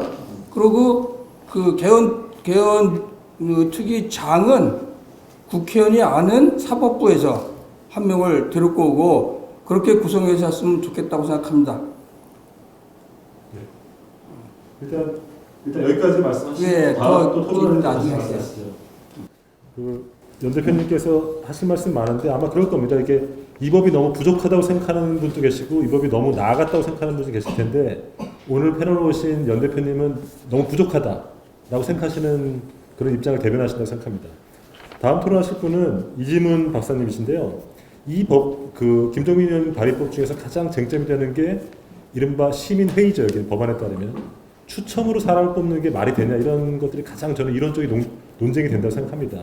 근데 이 분야에서 저는 국내에서 가장 연구가 많이 된 연구자로 생각하는데요. 이 추천민주주의에 대해서 가장 권위 있는 학자라고 생각합니다. 이지문 박사님이 토론해 주시겠습니다. 예, 반갑습니다. 이지문입니다. 말씀하신 것처럼 지난 10년 동안 추천민주주의에 대해 쭉 주장해오면서 오늘 같은 이런 토론회가 상당히 기쁘게 생각합니다. 왜냐하면 지난 10년 동안 이런 주장을 했을 때는 상당히 말도 안 되는 소리다라는 얘기가 많았는데, 어쨌든 국회에서 또 우리 국회의원님께서 발의한 법안을 갖고 이런 토론 자체가 상당히 의미가 있다고 생각이 됩니다. 참고로 제가 참여한 추천인 네트워크에서는 지난 2월 8일 날 정의당 윤수아 의원 소개로 그 헌법 개정 시민의회 법률안을 입법청원 해놓은 상태입니다. 그래서 그와 관련돼서 토론을 하도록 하겠습니다. 먼저 우리 김종민 의원님께서 발의하신 이 법률 상당히 의미가 있다고 봅니다. 왜냐하면 지금 우리나라에서 2008년도 시행되고 있는 국민참여재판 이외에는 우리 시민들이 선거 이외에 공적인 어떤 참여를 할 수 있는 공간이 없는데, 이 법안에서는 어쨌든 헌법 개정의 자문 역할이지만 무작위로 추첨한 시민들한테 일정한 어떤 역할을 맡기겠다 하는 자체는 상당히 진일보하고 의미가 있다고 봅니다. 다만 좀 아쉬운 부분은 이 법안이 이제 2월 15일 날 발의되는데 1월 초부터 제가 알기로는 우리 의원님께서 이 법안을 준비하신 걸로 알고 있습니다. 그렇다고 하면 저희가 지금 단원백년하고 저희 추천 네트워크가 지난 1월 며칠이었더라? 1월 초에 1월 13일 날 우리 또 이상민 의원님 같이 공동 주최로 시민 참여 개헌 어떻게 할 것인가 토론회를 개최한 적이 있습니다. 그래서 좀 더 같이 이런 어떤 논의들을 좀 모아서 법률안을 발의를 했었으면 좀 좋지 않았을까 하는 이제 아쉬움이 하나 있습니다. 자, 그러면서 이제 의원님께서 그 발제문에서 몇 가지 이야기를 하시는 부분 중 하나가 첫 번째로 이겁니다. 입법권을 가진 국회의원들하고 어떤 이제 권한 충돌의 문제가 생기는 것이 아니냐라는 말씀하셨습니다. 근데 우리 지금 국민참여재판을 하고 있습니다. 국민참여재판을 하고 있는데 국민참여재판제도가 사법권을 침해한다고 말하는 사람은 없습니다. 마찬가지로 이 시민 회의에서 시민의회에서 결정한 것을 바로 국민투표로 넘기는 것이 아니라 이거는 다른 나라들 아일랜드나 캐나다, 브리티시 콜롬비아나 다른 나라 경우도 마찬가지였지만 다시 그를 의회로 넘깁니다. 최종 의회에서 통과하면 국민투표로 회부하는 것이기 때문에 국회 입법권을 시민회의가 침해할 이유는 없던 것입니다. 자, 두 번째로 또 이런 발제문에 이런 말씀하셨습니다. 유럽과 같이 직접민주주의가 훈련되어 있지 않은 우리나라에서 과연 이런 제도를 도입하는 것은 조금 아직 시기상조가 아니냐라는 말씀을 하고 계십니다. 물론 이제 우리 나라의 경우에 뭐 유럽이나 미국처럼 민주주의 역사라든지 이런 부분들이 상당히 짧고 그리고 어떤 토의 문화든지 이런 시민 문화가 활성화되어 있지 않은 것은 맞습니다. 그렇지만 우리나라도 장점이 있습니다. 일단 우리 경우는 거의 문맹률이 제로일 정도로 상당히 고학력층들이 많고 그리고 정치 참여 지수를 보면 우리나라가 전 세계적으로 1위입니다. 온라인 정치 참여 지수를 보면 세계 1위고 최근에 우리 촛불 혁명을 보더라도 우리 시민들이 갖고 있는 의식이라든지 이런 부분들이 뭐 아일랜드나 캐나다, 미국의 시민들보다 못하다고 저는 생각하지 않는다는 부분입니다. 그래서 우리 정치인들이 민주당도 마찬가지지만 정치인들이 말로는 촛불 민주시민의 혁명 깨어있는 민주시민을 말하면서도 막상 이런 걸 이야기할 때는 우리 시민들이 어떻게 하겠어? 이렇게 이야기를 한다는 것은 너무 표리부동하다고 생각이 됩니다. 말로는 깨어있는 시민을 말하면서 그럼 깨어있는 시민이 참여해서 어떤 역할을 할 수 있는 공간을 만들어주는 게 어떤 역할인 것이지 이런 부분에 대해서 말씀을 드리고 싶고요. 그 다음에 이제 또 말씀을 드리고 싶은 거는 지금 이제 우리 발제하실 때 말씀은 한 석 달 정도 이야기를 하고 계십니다. 석 달 정도 얘기하는데 과연 석 달 동안 우리 시민들이 추첨으로 뽑힌 시민들이 과연 석 달 동안 이 헌법이라는 다양한 내용에 대해서 과연 어떤 결정한다? 현실적으로 불가능합니다. 현실적으로 불가능합니다. 단일한 한 가지 어떤 이슈가 아니라 권력부터 시작해 기본권, 경제권 다양한 내용들이 있는 거를 석 달 동안 무작위 뽑으면 시민들한테 해봐라. 니들 한번 심의하고 전문가 참가하게 들어가지고 결정해봐라. 자, 그렇게 따다 보면 해봤더니 별로 시민들이 제대로 어떤 이해도 못하고 제대로 진행이 안 되더라. 이런 반론이 나올 수 있습니다. 그래서 캐나다, 브리티시 콜롬비아 같은 경우도 선거법 하나 바꾸는데도 1년 동안 선거 개혁 시민총회를 운영했습니다. 1년 동안 첫 넉 달 동안은 각국의 선거 제도를 학습을 했습니다. 단 넉 달 동안은 각 지역을 다니면서 공청회를 하면서 시민들의 의견을 수렴했고 나머지 넉 달 동안 그 시민의회원들끼리 모여서 숙고를 해가지고 심의를 해가지고 최종적인 권고안을 결정을 했습니다. 선거법 하나 바꾸는데도 넉 달 동안 학습 기간을 줬습니다. 마찬가지로 헌법이라는 다양한 내용들 다 포괄하는 헌법 개정에서 석 달 동안 그를 어떤 자문을 역할을 맡긴다? 그거는 저는 맞지 않다고 봅니다. 그래서 1년이라는 시간을 두고 정말 석 달 동안은 헌법에 대한 학습을 하고 넉 달 동안은 우리 공청회라든지 의견을 수렴하고 나머지 기간 동안 그 어떤 결정을 해나가는 그런 과정들이 이루어지는 것이 필요한 것이지 불러놓고 바로 결정을 하라? 저는 실질적으로 힘들다고 봐집니다. 그래서 1년이라는 노드별을 갖고 진행하는 것이 맞지 않느냐. 특히 지금 대선이 이제 빠르면 5월 초에도 한다고 하는데 대선이 정해지면 과연 이 헌법 개헌 논의는 저는 힘들 거라고 봅니다. 그러면 대선 이후에도 과연 이 헌법 개헌 논의가 살아있을 거냐? 힘들지 않을까 봅니다. 그래서 차라리 1년 지금 내년 지방선거 때 국민투표에 회부하는 방식으로 1년 동안 이런 시민의회를 만들어서 하는 것이 필요한 것이 아닌가 하는 생각이 듭니다. 그러면 우리 발제문에 나와 있는 것처럼 자문 수준으로 해야 되느냐? 저는 그렇지 않다고 봅니다. 금방 우리 연성수 대표님 말씀하신 것처럼 아일랜드가 두 가지 방식을 택해서 했었습니다. 그러니까 2014년도에는 정치인 33명, 의석 비례에 따른 33명하고 무작위로 뽑은 66명, 중립적인 의장 1명, 100명으로 해서 했는데 이게 좀 한계가 있다 해서 작년 10월부터 1년간 시행되고 있는 헌법개정 심의위원회는 99명 전부 다 추첨입니다.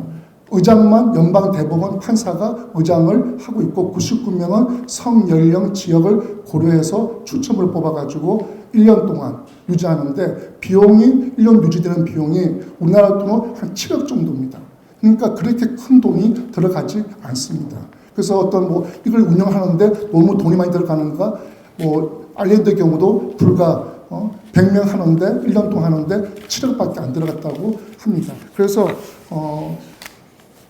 저희가 이제 입법 청원한 법률안은 100%다 순수 시민들이 추첨을 뽑아가지고 1년 동안 맡기는 것을 했지만 그것이 당장 여의치 않다고 하면 아일랜드 2014년도 했던 것처럼 어떤 1대2 비율이라든지 이런 식으로 절충할 수는 있겠지만 지금 발의된 법률안처럼 자문위원회가 있고 또 거기에 시민 또 자문 수준으로 둔다. 이거는 어떻게 보면 어떤 면에서는 시민회를 둔다는 자체는 의미가 있을 수 있겠지만 오히려 그걸 하다 보면 오히려 시민에 의해 무용론이 나올 수도 있는 저는 위험성이 있다 하기 때문에 기본적으로 이 현재 법률안에 대해서는 물론 우리 의원님께서는 이 법률안조차도 국회에서 통과되기 힘들 거라고 말씀을 하셨지만 어쨌든 저는 우리 시민사회가 각자 주장하는 내용이 있습니다.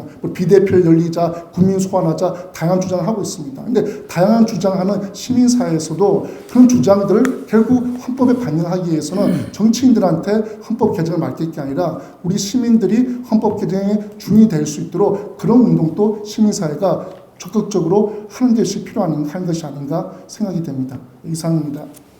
네, 고맙습니다. 다음으로는 이장희 총장님이신데요. 이장희 총장님은 아시다시피 이 민주진영의 큰 어른이시고 그리고 실제로 자신이 법학자라서 좀 하실 말씀이 있으실 것 같은데 말씀 들어보겠습니다. 안녕하십니까. 저는 사실 전공이 법학 중에 국제법입니다.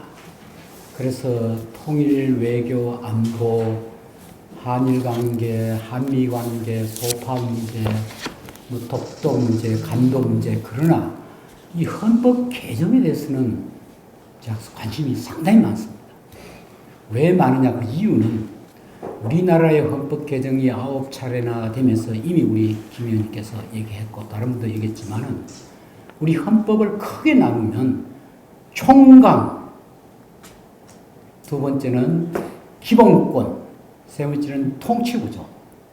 네, 대개 9번의 헌법 개정이 누가 대통령이 되느냐는 권력 구조 중심의 논의만 되어 왔지 정말 나라의 기본 틀을 어떻게 바로 세우느냐 하는 총강론, 그리고 국민의 기본권을 어떻게 하면 잘 보장하느냐.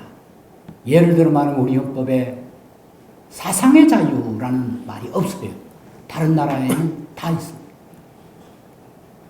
그래서 또 하나, 분단국가에서 가장 제가 국제법 학자로서 헌법 개정 논의 때 아쉬운 것은 분단 문제 해결을 위한 평화 통일이라는 이 통일의 시각. 두 번째는 우리나라가 부전자원이었고 해양 세력과 대륙 세력 사이에 외교와 국제관계가 대단히 중요하기 때문에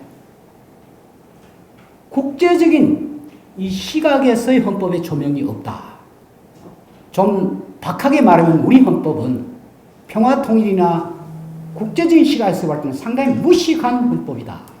저는 그렇게 혹독하게 평가합니다. 9차 헌법 개정 때 국제법 학자인 서울대학교 배재식 교수가 참여하면서 외국인 보호 규정을 그때 겨우 하나 넣었습니다. 그때 들어갔습니다. 그래서 우리가 국제적인 규범 수준을 맞췄어요. 자, 오늘 논의는 우리 김종민 의원님께서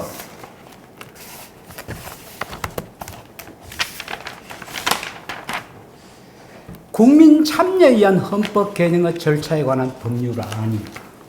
참 저는 이 제목만 봐도 이런 제목으로 발의를 했다는 자체도 대단히 저는 의의가 크다고 봅니다.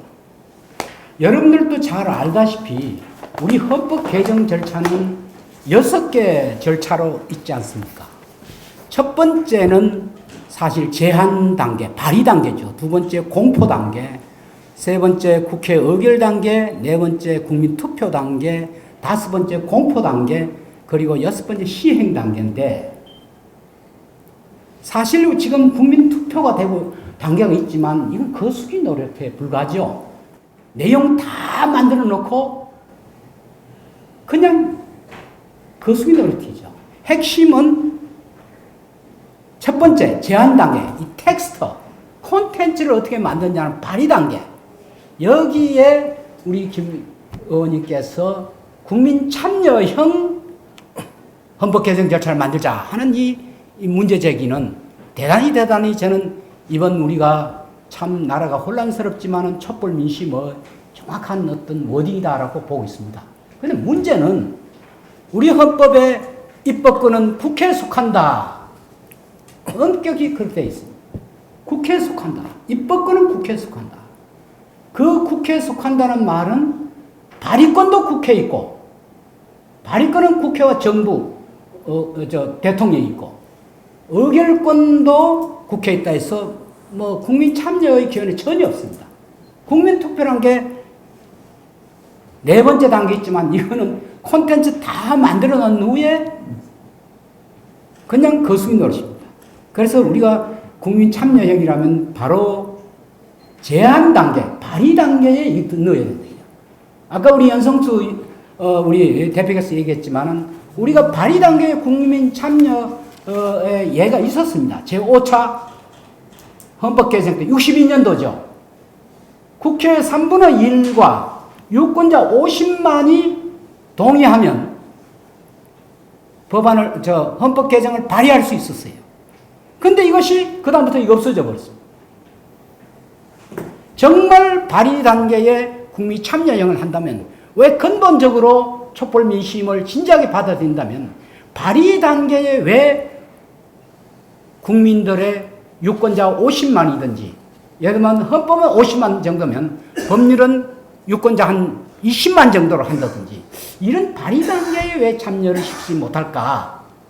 아마 의원님께서는 아마도 이 법률안을 내면서 입법권은 국회에 속한다라는 그거를 건드리지 않으면서 성령을 건드리지 않으면서 좀 한번 뭐를 해보려고 시도하다 보니 여기에 특별위원회, 자문위원회, 시민회의 이런 걸 만들어서 어떻게 충돌을 하지 않으려고 아마 고민을 많이 지금도 하고 있는 줄로 알고 있습니다. 그래서 저 생각에는 자문회의의 기능이 자문, 시민회의의 기능이 심의 기능인지 자문 기능인지 존중해야 한다라고 아까 얘기하셨죠. 그래서 이렇게 해서 쉽게 말하면 헌법 개정 특별위원회는 사실은 이거는 입법권으로부터 위임을 받았습니다. 국회는 어떻든 국민으로부터 선출된 공직이기 때문에 입법권을 정당성이 있습니다. 그 국회가 헌법개정 특별위원회를 만들어서 여기도 정당성이 있습니다. 그 헌법개정위원회가 자문회의 그리고 시민회의가 제출한 의견 및 보고서를 존중하여야 한다. 그렇죠? 상당히 타협이죠. 이걸 만약에 좀 세게 나가면 이 법안도 발의가 안 될 겁니다. 현재 의원님들의 기득권을 좀 건드리니까요. 상당히 고충을 알겠습니다. 그래서 이거를 앞으로 어떻게 하느냐.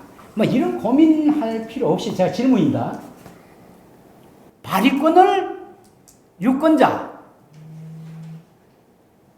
제5차에도 그랬듯이 뭐 50만 정도 발의를 하게 되면 국민에게도 아예 발의권 주는 것이 어떤지 이렇게 너무 둘러가지 마시고. 예? 제가 답변을 지금 바로 드릴 거예요. 예. 어렵습니다. 그러니까 지금 우리 교수님 아시다시피 뭐 저도 100% 똑같은 생각이고요. 그거는 헌법을 고쳐야 되기 때문에 지금 개헌특위의 그 분과에서 국민 발언권의 내용으로 크게 세 가지입니다. 하나는 헌법 개정에 대한 국민 발의권, 그리고 국민 투표에 대한 국민 발의권. 지금 국민 투표 제한을 대통령만 할 수 있거든요. 근데 국민들이 50만 이상의 연령에서 이거 좀 국민들이 투표에서 결정하자 하면 할 수 있도록 하는 게 국민 투표에 대한 발의권입니다. 마지막으로 국회 입법에 대한 발언권. 이 세 가지가 쟁점이 되고 있는데 마지막 세 번째는 조금 논란이 되고 있고요. 앞에 두 가지에 대해서는 개헌특위 내에서 어느 정도 합의가 돼서 이번 개헌안에 이 두 발의권은 포함시키는 걸로 개헌안을 만들자. 이 개헌안이 통과되면 지금 교수님 말씀을 할 수가 있습니다. 예, 좋습니다. 제가 또 하나 말씀드리고 싶은 것은 뒤에 보면 그 발의권도 그렇고 의결권도 그렇고 현행헌법을 그대로 따라놨거든요. 근데 저는 지금 우리 국제사회나 우리나라의 상황이 굉장히 가치가 다원한 사회가 됐습니다. 그래서 저는 예를 들어 말하면 발의도 국회 제적위원 과반수 이걸 좀 낮춰야 된다. 그리고 의결도 국회 제적위원의 3분의 2 상당히 힘들게 싶어요.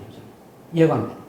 그래서 차라리 제가 제안한다면 국회 제적위원 과반수를 3분의 1로 하고 의결을 제적위원 3분의 2에서 2분의 1 정도로 해도 상당히 어렵지 싶어요. 각 당의 이해관계라든가 국민의 요구가 다양하기 때문에. 그래서 좀 이 변화된 다원화된 사회에서 의결이나 발의나 이런 걸 좀 낮추는 것이 저는 좋겠다. 이렇게 말씀드리고, 그 다음에 제가 하나만 더 멘트를 하면, 사실은 제가 아까 우리 헌법에 영토 조항과 국적 조항, 참 여러분들이 지금 북한 이탈자 문제, 이 중헌 문제, 상속 문제, 여러분들 잘 알고 이영수 시작은 굉장히 많고 많습니다. 지금 헌법이 87년 이후에 남북관계 상황이 비록 뭐 긴장되고 지금은 상당히 어렵지만은, 그러나 정말 내년에 참 곧 올해에 정말 열린 시각을 가진 어떤 정부가 들어서면 남북관계는 또 이렇게 급작스럽게 우리가 할 수 있는 입법적인 체제로 들어가야 됩니다. 그러려면 이 헌법 개정 때 좀 열어둬야 되지 않을까. 저는 그래서 특히 평화통일에 관련된 조항, 이 국적에 관련된 조항, 이런 조항을 꼭 좀 고려를 좀 했으면 하고, 하나만 더 한다면, 지금 우리 지금 상황이, 정치 상황이 딱 두 개로 나눠져 있습니다. 개헌이냐 대선 이후냐, 오로 나십니다. 개헌할 것 같으면 정치적으로 조금 후발주자들이 발목 잡기 위해서 그렇다.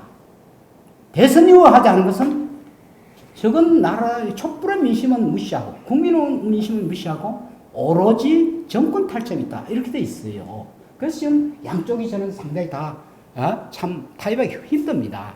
제가 만약에 제안한다면, 제가 국회 정론관에 지난주에 우리 연성수 대표도 그때 계셨는데 제안한 것이 촛불 민심 요구를 위한 한국판 마그나 카르타를 만들자. 약속이라도 하나 하자. 컴프로마이스. 정치권과 촛불 민심과의 하나의 약속이라고 하자.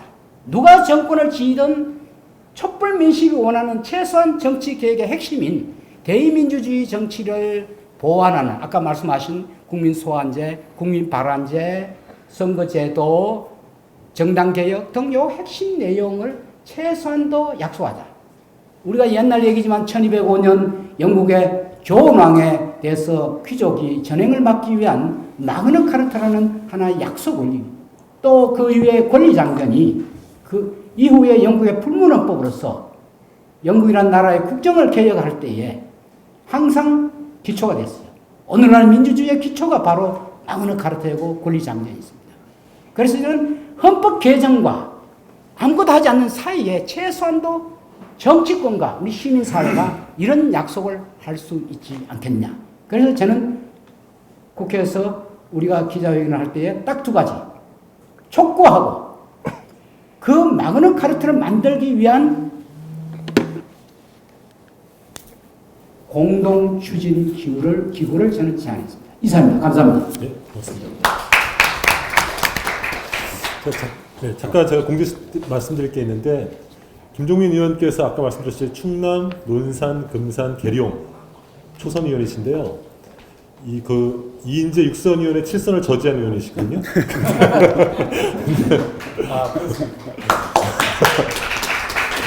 근데 지금 이인재 의원이 대선 후보로 나오잖아요. 그래서 이 행사 끝나고 지역으로 내려가셔서 해야 되는데 제 생각으로는 이렇게 토론 발제하시고 토론까지 하고 플로어 질문까지 받아야 될 것 같은데 그럼 시간이 좀 부족하다는 거죠. 그래서 제가 볼 때는 마지노선이 3시 40분이죠. 네. 예, 그래서 출발해야 되는 거. 예, 그래야지 이인재 의원의 7선을 막을 수 있거든요. 그러니까 이제 그런 시간을 고려하셔가지고 조금 시간 속도감 있게 진행했으면 좋겠습니다. 예. 다음 하실 분은 이 시민의회법, 시민의회 솔직히 말하면 저작권자죠. 10년 전부터 진짜 공허하게 외치다가 이제 지금 국회에서 이거를 말할 수 있는 단계까지 이르렀습니다. 윤상준 교수님이십니다. 예. 예, 마이크 보겠습니까? 예, 안녕하십니까. 저기 시간 있으니 조금 좀 빨리 진행하겠습니다. 제가 김종민 의원님 그 말씀을 들으면서 감복을 했던 대목이 하나 있습니다. 여러 부분이 그렇습니다만 한 가지 그 말씀드리면은 이런 발상, 그러니까 국민 참여적, 시민 참여적인 이런 그 사법 절차뿐만 아니라 입법 절차에도, 그리고 여러 이제 중요한 기관들의 인사에도 이런 그 시민들의 자발적인 참여를 공론조사형으로 또는 추첨형으로 시민의회형으로 많이 반영했으면 한다, 이런 말씀과 이런 취지, 이런 방식이 확대될수록 국회만 하더라도 지금 국회가 국민들에게 좀 멀어져 있는 여러 이제 토론 선생님들이 말씀해 주셨던 그런 문제들, 국회가 국민들로부터 지금 신뢰가 많이 멀어져 있는 이런 문제들을 오히려 해결할 수 있는 적극적인 방법이다, 이런 말씀을 하시는 데 대해서 제가 좀 감복을 했습니다. 그러니까 이렇게 생각해 주시는 국회의원님들이 참 많았으면 좋겠다. 사실은 제가 그 시민의회라는 이야기를 시작한 게 2004, 5년 경입니다. 그런데 그때는 아시다시피 이제 참여정부 시대였는데도 사회적 갈등, 굉장히 큰 대형 갈등들이 많았어요. 근데 이게 국회가 잘 해결을 못했기 때문에 제가 이런 제도를 처음 제안했던 이유는 실제로 국회가 이런 방식들을 도입하면서 아까 김종민 의원께서 정확하게 말씀해 주셨어요. 그러니까 실제로 국회에서 해결 못하는 어떤 교착 상태에 빠지는, 아니면 대형 사회 갈등이 수반되고 있기 때문에 국회에서 논의하기가 의원들이 꺼려하는 이런 법안들이 있을 수 있거든요. 당시 상황이 그랬습니다. 이런 문제들을 사실은 해결하기 위해서.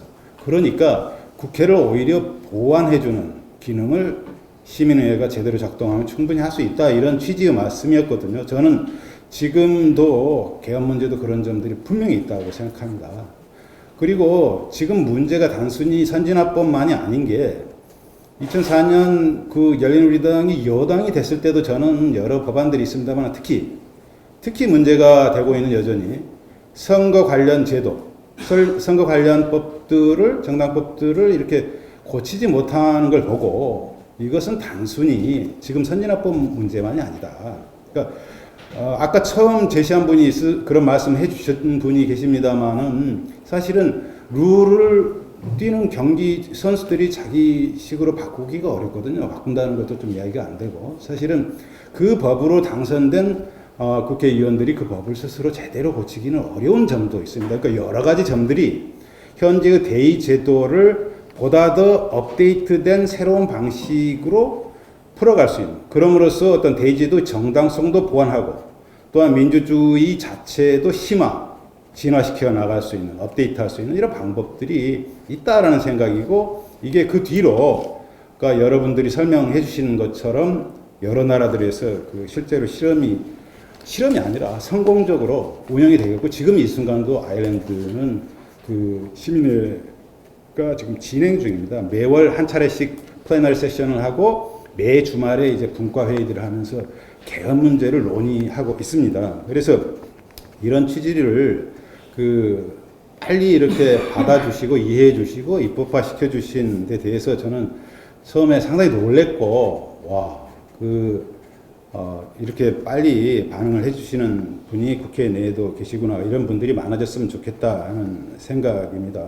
그리고 현재도 보면은 이 개헌 논의가 개헌특위위원으로 계십니다만은 사실은 처음에 그 연성수 우리 선생님 말씀해 주신 것처럼 사실은 개헌 논의 자체가 약간은 떳떳하지 못하게 진행되고 있는 점이 있습니다. 제가 알기로 이 자문위원과 지금 개헌특위위원들도 사실은 굉장히 열심히 모여가지고 소위 분과 벌려 모여가지고 열심히 노력을 하고 있는 것으로 알고 있습니다만은 사실은 어디에도 그 과정이 공개되지 않아서 또는 언론도 거기에 관심을 가져주지 않고 있고 이게 마치 아무도 모르게 그냥 진행되고 있는 것처럼 느껴지고 있고 여러 가지 각도에서 문제를 보기 때문에 여러 가지 각도의 또 의혹도 받고 있습니다. 왜 그렇게 숨어서 하는 것 같이 진행하고 있나.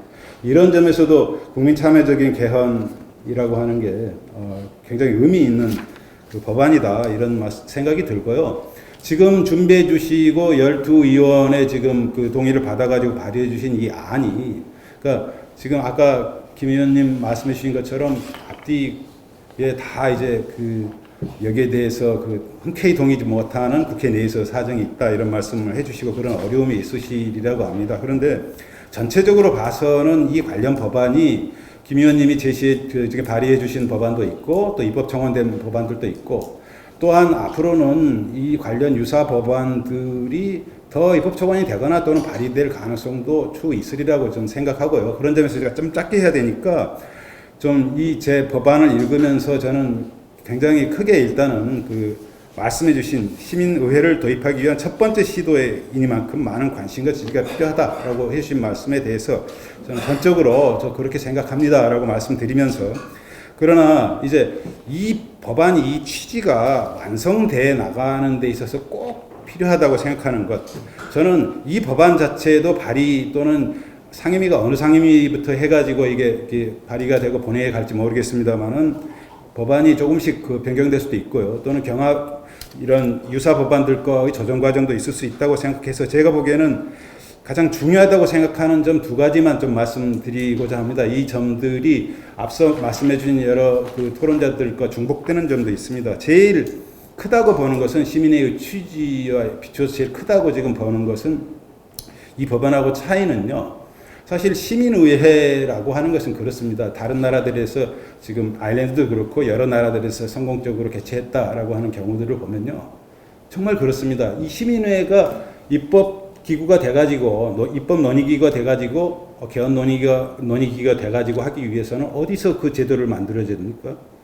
국회에서 의회에서 입법을 해주기 때문에 시민의회법을 만들어줬기 때문에 가능한 것입니다. 그러니까 모든 기존 사례들에서는 의회가 시민의회 와서 논의를 해라라고 자리를 마련해 준 겁니다. 아까 말씀드렸듯이 의회가 보기에 이러저러한 문제들에 대해서는 시민의 방식으로 논의를 해주는 것이 더 도움이 되겠다라는 판단이 있었기 때문에 그랬던 것입니다. 그러면 그 제도를 들여다보면요. 어떻게 되어 있냐면은 의회 내에서든 전문가 그룹이든 됐던 여러 가지 개헌안들을 어떤 그 정리된 어떤 논점들이 있으면 해당 사안에 대해서 이제 권력 구조이면 A, B, C 안이 있다. 이런 식으로 정리된 안을 시민의회에 그대로 붙여줍니다. 저는 시민의회가 지금 아일랜드 이야기가 많이 됐는데 100% 추첨으로 할 거냐 아니면 거기에 일정 부분의 어떤 의원들, 개헌특위위원이든 아니면 전문가 그룹을 붙이는 것이 좋으냐 하는 건 남은 문제라고 생각하는데 저 개인적으로는 그 어떤 지금 현재 이제 개헌특위위원이라든가 전문가 그룹이 일정한 수로 그 결합하는, 저는 이런 제안을 전번 국회 토론에서 했습니다만은 36명의 개헌특위위원과 36명의 어떤 관련되어 있는 의견그룹 대표들 그리고 나머지 그렇게 되면 226명입니까? 226명의 추첨시민의회 의원들로 구성되는 단위 정도의 논의자면 어떨까라는 제안을 했습니다. 그러나 아무튼 이 문제에서 초점은 현재 김 의원님 법안에 보면 이런 문제가 있습니다. 개헌특위가 자문위원회하고 시민회의를 이 부속 단위로 두고 자문위원이 이제 개헌특위가 이제 자문위원의 어떤 자문 과정을 받아서 만들어진 법 조문을 바로 소집된 시민의회에 부속기구인 시민의회에 그대로 붙이며 여기에 대한 어떤 소집 권한과 임명 권한 그리고 어떤 진행에 관한 어떤 여러 가지 기본적인 권한은 전부 개헌특위와 개헌특위위원장이 갖도록 되어 있습니다. 그리고 또 그 기한은 이제 잠깐 이제 아이디어를 하신 것이겠는데 3개월 정도라고 말씀하셨어요. 그러면은 이렇게 될 가능성이 대단히 큽니다. 그렇게 해서 200~300명 사이에 시민의원이 모인 다음에 사실 개헌안들이 18, 19대 그 국회 그 개헌 자문위 토론들을 통해 가지고 상당히 복잡한 내용들이 여러 가지가 있습니다. 이런 문제를 3개월 만에 갑자기 추첨으로 구성된 시민의 의원들에게 각자 축조 조항으로 의견을 묻는 식으로 빨리빨리 결정해라 라고 프레임을 만들어 놓고 일정을 바쁘게 진행시키면 사실은 그렇게 모인 시민의원들은 어리둥절하는 상태에서 어리버리하게 찬성, 반대 이렇게 해주고 넘어갈 가능성이 대단히 크지 않겠습니까? 저는 그렇게 되게 크리라고 봅니다. 이렇게 되면은 실제로 원래 생각하셨던 국민 참여 어떤 개헌 과정에서 국민적 어떤 참여 정당성을 크게 보완한다는 의미보다는 개헌특위가 시민의회라고 하는 아이디어를 빌려서 하나의 개헌안을 빨리 시민적인 어떤 국민적인 참여의 정당성을 얻었다. 그런 어떤 수단으로서 사용하고 말았다라고 하는 말을 듣게 될 가능성이 대단히 큰 현재로서는 아니다라는 그럴 가능성이 있다라는 이야기입니다. 그래서 첫째는 이 법안이 좀 보완돼야 된다면은 시민의회와 개헌특위가 사실은 동렬에 있어야 된다라고 하는 법률적인 지위가 그리고 양자를 공히 국회의장이 소집하는 형태가 좋겠다라는 것고요. 또 하나는 어쨌든 시민의회에서 대단히 중요한 문제는 이런 게 있습니다. 그러니까 저는 이 문제를 좀 오래 생각해 왔기 때문에 여러 사례를 봤습니다만은 시민의회가 정말 원래 그 취지대로 성공하기 위해서 가장 중요한 요건 중에 하나는 그러니까 지금까지 그 소집했던 나라들은 다 그렇겠습니다. 의회들이죠. 주로 의원 내각제 나라 의회니까 뭐 우리나라 대통령과 국회를 합해놓은 그런 기구가 의회죠. 여기서 시민의회가 정말 제대로 된 심의를 할 수 있도록 굉장히 튼튼한 운영기구를 마련해 줍니다. 그래서 이 운영기구에서 시민의회가 추첨된 모인 사람들이 모여서 어떤 문제에 대해서 어떤 전문적인 문제에 대해서도 자유롭게 그 전문가 그룹이나 국회의원 불러가지고 의견들을 발표할 수 있도록 하고 모든 일정이나 절차나 어떤 플래너리나 분과 세션들을 불편함이 없도록 그 모든 과정이 진행할 수 있게 최대한의 조력을 하고 있습니다. 그렇기 때문에 지금 그 보도에도 보면 알 수 있습니다만 최근 우리나라 언론에도 보도가 됐죠. 아일랜드 이제 시민의원들 그 인터뷰한 거 보면은 일반 국민들이 모여서 개헌안을 논의한다는 게 어렵지 않습니까? 이런 질문을 하면은 모든 문제에 대해서 여러 가지 전문가 그룹들의 발표와 토론들이 잘 조직되어 있기 때문에 그다지 어렵지 않습니다. 전혀 문제가 없습니다. 뭐 좋습니다. 이렇게 답하는 걸 볼 수가 있습니다. 그래서 현재 법안에서 중요한 것은요, 제가 보완할 때 또 한 가지 점이라고 한다면은 어떤 현재 이 시민의 사무처든 아니면 운영위원회든 이런 단위를 굉장히 실질적으로 좀 내용을 보강해 주실 필요가 있겠다 하는 생각입니다. 시간상 여기서 마치겠습니다. 예. 네, 고맙습니다. 지금 김종민 의원이 지역구로 가셔야 되니까요. 이렇게 제가 하겠습니다. 김종민 의원이 가시면은 여기가 약간 안고가 없어지니까요. 플로어에서 한 분 정도, 한 두 분 정도만 의견을 받고 김종민 아니요, 의원이 제가요. 그 제 일정 너무 보지 마시고 4시까지도 제가 있습니다. 그렇습니까? 네. 같이 예. 그러면 최대한 하고 가죠. 지금 네 분 패널께서 지적해 주신 것을 김종민 의원께서 일괄 정리해서 답변해 주시면 좋겠고요. 제 토론이 필요하면 하고 그다음에 또 플로어에서 또 좀 의견을 듣는 걸로 하겠습니다. 그러면 김종민 의원께서 답변을 해주신 걸로 하시죠. 예. 일단 간단한 문제들 중에서 말씀드리고 또 조금 약간 우리가 심각하게 논의를 해봐야 될 한 가지 문제를 따로 한번 말씀드리겠습니다. 먼저 지금 그 우리 그 시민회의의 기간에 대해서 제가 아까 3개월 말씀을 드렸는데 이 부분에 대해서는 좀 짧다 이렇게 말씀을 주셨는데 이 3개월이라고 하는 건 이 법안에 무슨 규정되어 있는 안을 제가 말씀드린 건 아니고 지금 현실적으로 개헌특위가 6개월인 시한이거든요. 그러니까 개헌특위에서 시민회가 현실적으로 활동할 수 있는 기간이 한 3개월 정도 될 수밖에 없는 현실인데 이게 왜 이렇게 되냐면 개헌특위를 연장을 또 합니다. 6개월을. 1차 연장, 2차 연장, 1차 연장까지 할 수 있게 돼 있어요. 그리고 2차 연장 국회에서 의결하면 또 하게 되죠. 그러니까 이거는 정치적으로 언제 개헌할 건지를 정당들 간에 합의를 해야 만약에 예를 들어서 내년 18년도 6월 달에 국민투표를 하겠다. 이렇게 합의를 하면 개헌특위가 한 1년 정도 시간이 남아있으면 우리 시민회의도 1년 동안 같이 하는 거죠. 그래서 저는 이제 이 3개월이라고 하는 거는 뭐 그렇게 특별한 의미를 부여한 건 아니고요. 이게 그 현재 있는 현실적인 개헌특위 운영상 그렇게 운영되는 정도로 지금 예상을 하고 2차로 가면 또 한 번 연장하는 거고 뭐 이 정도로 생각하는 거니까 지금 우려하시는 문제들이 발생할 만한 그런 사안은 아니라고 보고요. 그리고 이제 한 가지 근데 이건 좀 고민하셔야 됩니다. 저희가 이제 시민회의를 고민하면서 여기 있는 분들이 다 생업이 있는 분들이거든요. 생업이 있는 분들한테 이것도 일종의 대표 대의제인데 새로운 대의제인데 이 대의제를 감당하기 위해서 수당 지급까지는 예산을 통해서 할 수는 있겠지만 이분들에게 무한정 시간을 빼달라고 하기가 어려워요. 그래서 어느 정도는 이분들이 논의 가능한 타임 스케줄을 정해놓는 게 이 시민의회를 운영하는 데 필요한 일이겠다. 그런 정도 생각은 있습니다. 그래서 만약에 3개월 정도 하면 그 3개월 동안에 하고 도저히 이제 3개월 이후는 못하겠다 이런 분들이 나올 수 있으면 또 한 번 보선을 한다든가 그런 식으로 해서 이 시민회의의 운영의 효율성과 안정성을 위해서도 그 시기, 그러니까 이 타임 스케줄 문제는 좀 고민될 필요가 있겠다. 이런 정도, 고민 정도로 말씀을 드리고, 뭐 시한이 무슨 어떤 한도가 있다는 건 아닌 거니까요. 그건 좀 오해가 있으셨던 것 같고. 그 다음에 이제 아까 발의권 문제는 아까 말씀을 주셨는데, 이번 헌법 개정이 되게 중요한 사안입니다.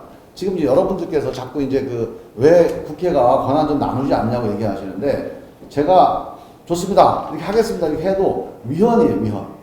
헌법에 위반되기 때문에 할 수가 없어요. 실제로 이 발의권에 대해서 우리가 손을 대려면 이번 개헌을 성공시켜야 됩니다. 그래서 개헌 성공을 시켜서 헌법 개정안에 대한 발의권이 됐든 아니면 국민투표 제한권이 됐든 아니면 국회 입법에 대한 발안권이 됐든 그 범위를 이번 개헌 과정에서 헌법적인 결단을 내려줘야 됩니다. 이 국민들의 합의가 없이 그냥 이렇게 운영을 해버리면요, 그 국민들이 헌법에 어긋나는 거는 또 되게 엄중하게 보거든요. 그래서 저는 이 점에 대해서는 뭐 국회의원들이나 정치인들이 원하고 원하지 않고 문제가 아니고 이 헌법 문제에 대해서 뭔가 결단이 필요하다. 그런 점을 좀 말씀을 좀 드리고요. 그 다음에 아까 우리 이장희 교수님께서 마그나카르타 말씀 주셨는데 저는 상당히 중요한 제안이라고 보고 이게 이제 지난번에 몇 분이 같이 의견을 제안하셨던 것 같아요. 저는 조금 제가 이제 의견을 한번 말씀을 드리면 저는 정말 대한민국의 지도자분들이 그 중심을 좀 잡아줬으면 좋겠어요. 지금 국회나 정당들이 합의를 못 해내고 있지 않습니까? 이 개헌을 언제 할 건지에 대한 합의를 못 하고 있어요. 이게 정당이 참 직무유기입니다, 이게. 전 대선 후보들이나 정당의 대표들이 여야와 대선의 유불리를 떠나서 정말 현실적으로 국민들이 참여해서 국민들을 위한 개헌을 하려면 언제 해야 된다. 그리고 언제나 할 거니까 국민들한테 약속하자. 그리고 그때까지 하는 걸로 하고 우리 그 전에는 대통령 선거에 집중하자. 이 합의를 왜 못하는지 모르겠습니다. 사실은 개헌을 하자는 분들이 대선 전에 개헌이 가능하겠다고 하는 분들은 많지 않아요. 그렇게 해서 뭔가 발목을 잡아놔야 대선 후에 개헌을 한다는 거예요. 쉽게 얘기하면 문재인이 되면 개헌 물 건너 간다는 겁니다. 그러니 어떻게든지 하여간 압박할 수 있는 뭔가 장치를 만들어야 된다는 건데 이 불신의 벽을 뛰어넘을 수 있는 건 정치인, 정당 스스로가 못하는 겁니다, 지금. 이런 걸 합의를 하는 게 정치인데 이게 안 되는 거예요, 지금. 그래서 저는 이 부분에 대해서 정치인들이 하면 좋은데 정치인들이 못하고 있으니 이런 우리 시민사회 언론이나 아니면 촛불 집회에서 마그나카르타 개헌에 관한 국가대개조에 대한 국가대헌장, 새로운 헌장을 위한 마그나카르타 혹은 국민계약, 국민협약, 2017 국민협약 이런 하나 만들어줘서 이렇게 해서 국가대개조를 위한 개헌을 하고 이 개헌은 국민들이 참여와 또 국민들의 권한을, 국민주권을 확대하는 개헌이 돼야 된다. 그리고 자치분권이 확대되는 개헌이 돼야 된다. 뭐 이런 기본 방향만 거기다 정해주고 이 시기는 이렇게 하고 그때 꼭 해야 된다. 도장, 각 정당 대표, 이번 대통령 후보 다 도장을 받으세요. 그렇게 해서 이 개헌 논의가 더 이상 이제 정당의 정략적인 그 논쟁에 휘말리지 않도록 이 중심을 잡아주는 이 대한민국의 구심 세력이 없습니다, 지금. 지금 이게 완전히 표류돼서 막 그냥 떠다니고 있는 거예요, 지금. 그래서 저는 이런 것들도 지금 이렇게 우리 정론관에 아까 기자회견 하셨던 분들 이 명단을 봤는데요. 이분들만 할 게 아니라 정말 이런 부분에 논의를 해서 이거 좀 정리를 하는 게 정치권에도 필요한 일이거든요. 그래서 저는 2017 국민 대협약 뭐 이런 식으로 제목을 하나 정해서 이 개헌 문제에 대한 국민적 합의를 저는 이렇게 하면 만약에 2017년, 18년도에 개헌을 성사될 수 있다고만 하면 지금 개헌 추진하시는 분도 승복할 거라고 봅니다. 뭐 대선 전에 굳이 개헌 발의 그렇게 고집 안 부릴 거라고 봐요. 그걸 못 믿는 거거든요. 그러니까 문재인의 약속만 가지고 못 믿는 거예요, 그거를. 그러니까 그거를 뛰어넘는 사회적 합의를 이건 뭐 법이나 헌법에 규정되어 있는 것도 아닙니다. 그냥 사회적 합의를 한번 시도해 볼 수 있는 사안 아닌가 하는 생각이 들어서 한번 부탁 말씀 드렸고요. 마지막으로 한 가지, 지금 이 우리 논의의 가장 근본적인 쟁점 중에 하나가 결국은 이 국회와 이 시민적 참여, 시민적 새로운 시민 주권의 행사 방식, 이거를 어떻게 해석할 거냐 이 문제인데요. 저는 아까 우리 연성수 선배님께서 이제 광장이 없어져야 된다고 제가 얘기를 한 거에 대해서 이제 문제 제기를 하셨는데, 엄밀하게 얘기하면 이제 광장이 없어져야 된다는 얘기 아니고 광장에 모이는 정치는 바람직하지 않다는 말씀을 드린 건데, 그 얘기는 그걸 좀 약간 오해를 하셨는데, 저는 광장이 국민 참여 유일한 방식이라고 보지 않습니다. 아까 마치 이제 기업체 예를 드셨는데, 기업체 사장이요, 운동장에다 전 직원들 모아놓고 다 니들 일 그만하고 운동장에 모여. 도대체 이 회사가 뭐야? 이런 일들을 자주 하면 안 되죠. 뭐 정말 가끔 혹은 어쩔 수 없이 한번 하는 겁니다. 그건. 평상시에 이사회 열어서 너 이거 왜 잘못해? 그다음에 아침에 조례 열어서 너 이거 왜 잘못해? 반장회 열어서 이거 이렇게 해. 이 시스템대로 이 사장의 의사가 반영되는 게 제대로 된 공장 아닙니까? 지금 우리 국민들이 헌법 만들고 법을 만들어서 이렇게 하라고 하는 절차와 국민 참여 시스템이 있는데 이게 작동 안 하는 거예요. 이 작동이 되면요, 굳이 광장에 모이지 않아도 우리 주민 참여 예산제를 통해서 우리 예산에서 국민들 참여해서 야, 예산 앞으로 이렇게 낭비하지 말고 이 방향으로 써라. 이게 더 확대돼 나가는 게 바람직합니다. 예산 잘못했으니까 시청에 모여서 국민들 데모하는 게 바람직한 건 아니에요. 저는 이런 시스템들을 확대해 나가는 거. 국민들이 발의도 하고 참여해서 의견도 제안하고, 지금 온라인이 얼마나 발달돼 있습니까? 왜 광장에 모여요? 온라인에서 얘기해서 그 얘기 모아가지고서 결정하고 국회에서 반영하도록 하고, 그런 제도를 보완하면 됩니다. 앞으로 입법할 때 니들끼리 하니까 도저히 이게 안 되겠어. 우리가 맡겨놨는데 니들끼리 하니까 도저히 안 되겠으니까 입법할 때는 이런 사안에 대해서는 우리 국민들의 의견을 물어서 결정해라. 이런 법안을 만들어서 국민 참여 제도를 만들면 됩니다. 저는 그런 점에서 이런 다양한 국민들 참여 제도를 만들고 확대해 나가서 국민들의 어떤 주권을 행사할 수 있는 안정적이고 합의된 그런 시스템을 만들자는 거지, 국민들의 참여가 불필요하다는 얘기가 아닙니다. 근데 단지 그렇게 없는 그 시스템으로 못하고, 시스템은 길이 없으니 자꾸 광장으로 모이는 이 방식은 좋은 방식이 아니다. 그래서 국민들이 참여하고 국민들이 주권 행사할 수 있는 새로운 시스템을 만들어서 그 시스템을 통해서 해결하자는 그러니까 취지로 말씀을 드렸다는 점을 좀 말씀을 드리고요. 저는 이 점에서 지금 이제 시민의회와 국회와의 충돌을 얘기를 많이 하시는데, 만약에 이 권한입니다. 저도 이제 이 절차법마다 권한을 고민을 많이 했는데, 만약에 국회와 시민의회의 권한을 개헌 기초안에 대한 권한을 동등하게 주면 그건 위헌입니다. 개헌 발의는 국회의원 2분의 1만 할 수 있게 돼 있어요. 헌법 고치기 전에 안 돼요, 이거는. 그럼 뭐냐면 이 기초안을 성안하는 과정에 반영을 해달라는 부탁을 하는 거예요, 국회에다가. 헌법상 어떻게 할 수가 없어요. 근데 그거를 예를 들어 의무 규정을 한다 그러면 위헌 요지가 있어서 이건 헌법 소송하면 100% 걸리게 돼 있습니다.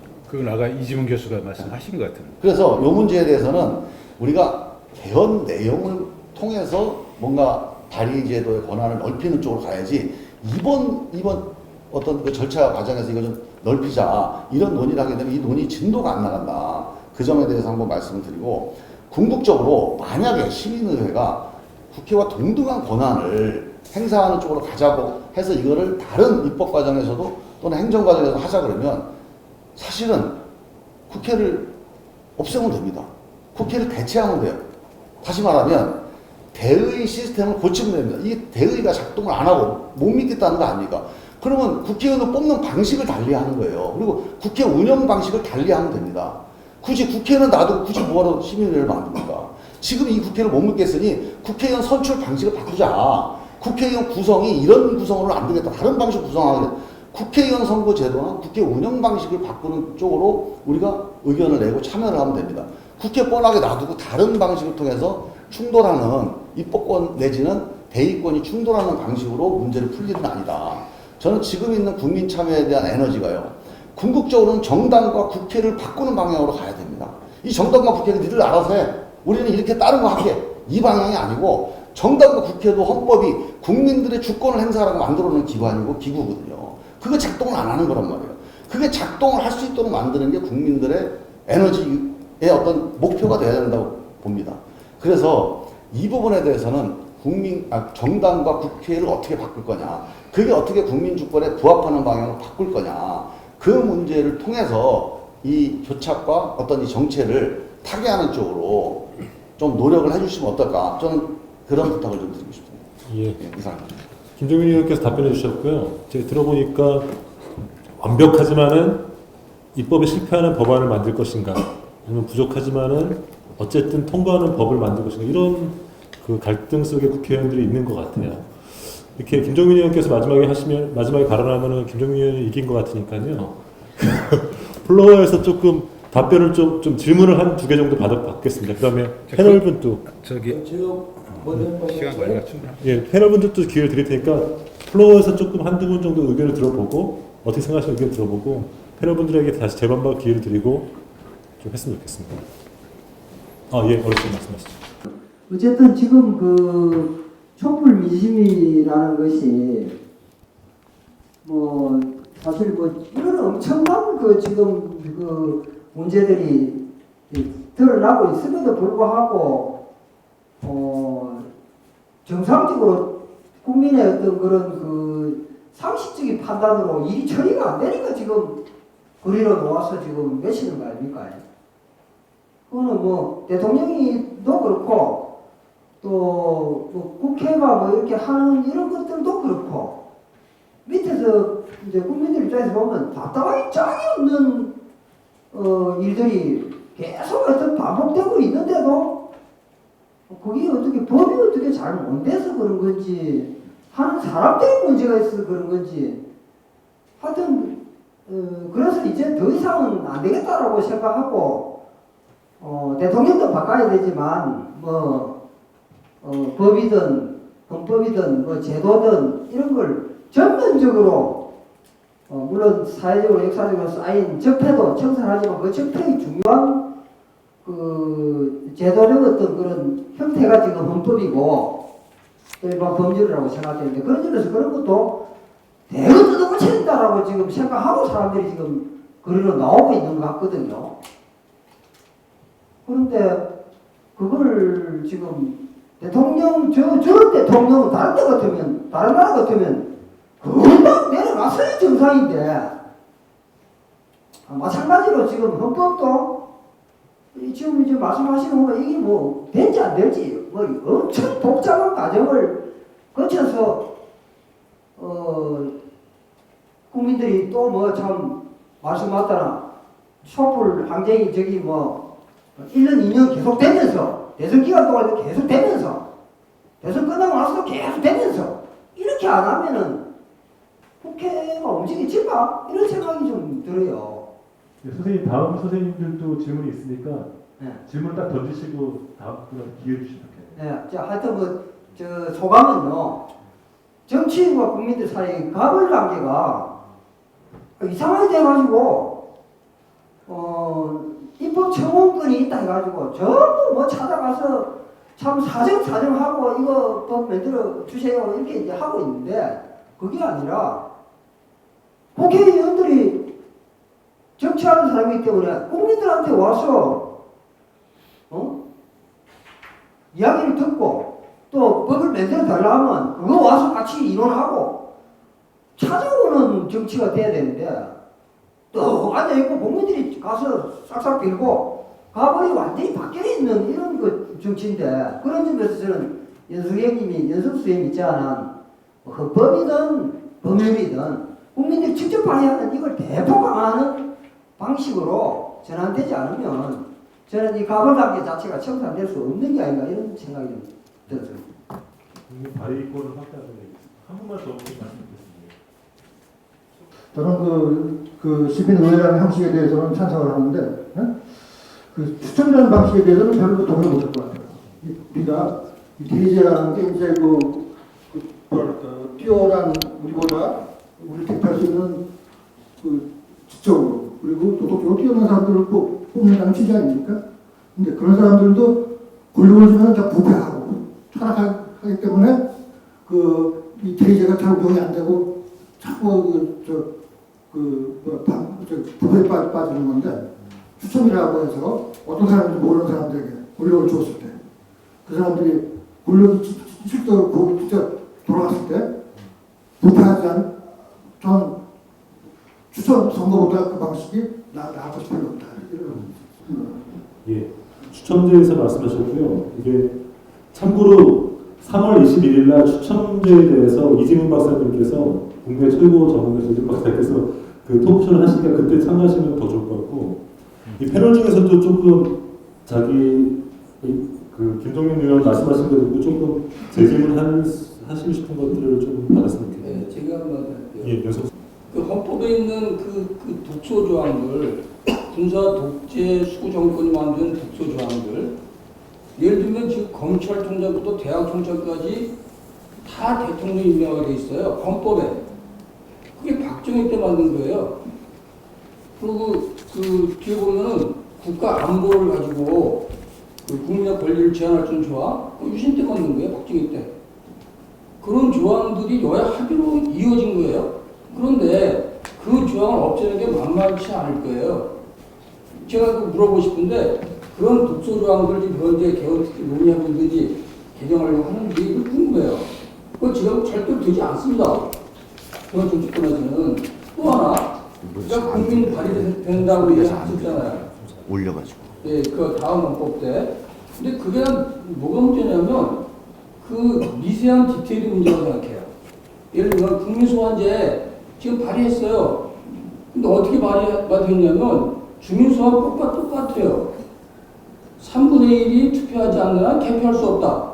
그 조항 때문에 주민소환제는 무용의 쓸모가 없어요. 그런데 국회의원들이 똑같이 발의했어요.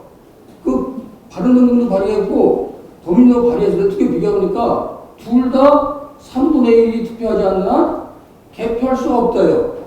그렇게 어떻게 그래요? 왜 그랬냐? 촛불 위주에 떠밀려서 하긴 하겠지만 하고 싶지 않은 거예요. 그러면 지금 얘기하는 것처럼 저희가 위헌 조항이 안 된다고 생각하면 맞다고 생각해요. 방법은 있어요. 원포인트 개헌. 현재 개헌의 끝에 조항에다가 다음 개헌은 여야 시민이 합의해서 한다. 그런 법을 만든다고 집어넣으면 돼요. 끝에다가 개헌을 못하면 그런 조항을 만나타났다고 협약을 맺으면 돼요. 그럼 가능한 거죠? 그냥 그 의원님한테 묻고 싶은데 의원 초대 말씀한 것처럼 이 법이 과연 통과될까? 굉장히 의구스럽다. 맞습니다. 통과 안 됩니다. 그럼 누구한테 이거 힘을 빌려야 돼요? 국민의 힘을 빌리지 않으면 통과 안 되는 거예요. 그러면 이거는 이 법을 만들기 위해서 일단 시초로 발의한 거고 이 발의를 계기로 해서 국민들과 합작하겠다. 국민의 힘을 빌려서 같이 하겠다. 하는 아주 자세한 전술이 필요한 거죠. 그렇지만 오늘 이 토의는 그냥 이 법을 어떻게 고치면 좋겠다는 디테일한 걸 얘기하는 게 아니라 이 법을 계기로 해서 어떻게 하면 실제로 여야 시민이 합의할 수 있는 개헌안을 만드냐 하는 데 간 과정으로서 지혜를 모으는 것을 생각합니다.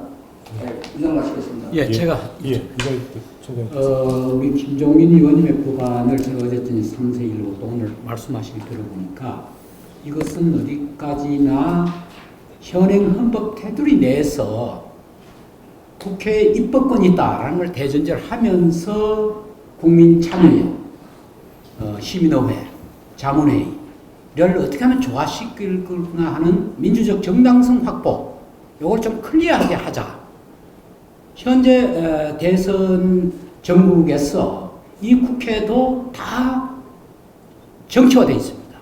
국민의 입장에서 촛불의 민심을 전달할 수 있는 그런 상황이 아니기 때문에 그래도 요 열린 공간에서 요걸 하자 이런 고민의 산물이 아닌가. 그래도 이거가 통과되면 조금 그래도 우리가 하나 조금 진도가 나고 또 아까 어느 프로에서 질문하신 대로 근본적인 문제는 촛불의 민심의 핵심적인 문제는 결과적으로 국가의 기본 틀과 기본 원칙을 바로 세우고 그리고 국가의 시스템을 개조하자는데 그 개혁 과제에 제가 어디 글을 하나 썼는데 10대 개혁 과제 중에 제일 핵심이 정치 개혁인데 정치 개혁의 핵심은 대의민주주의 제도를 강화하자.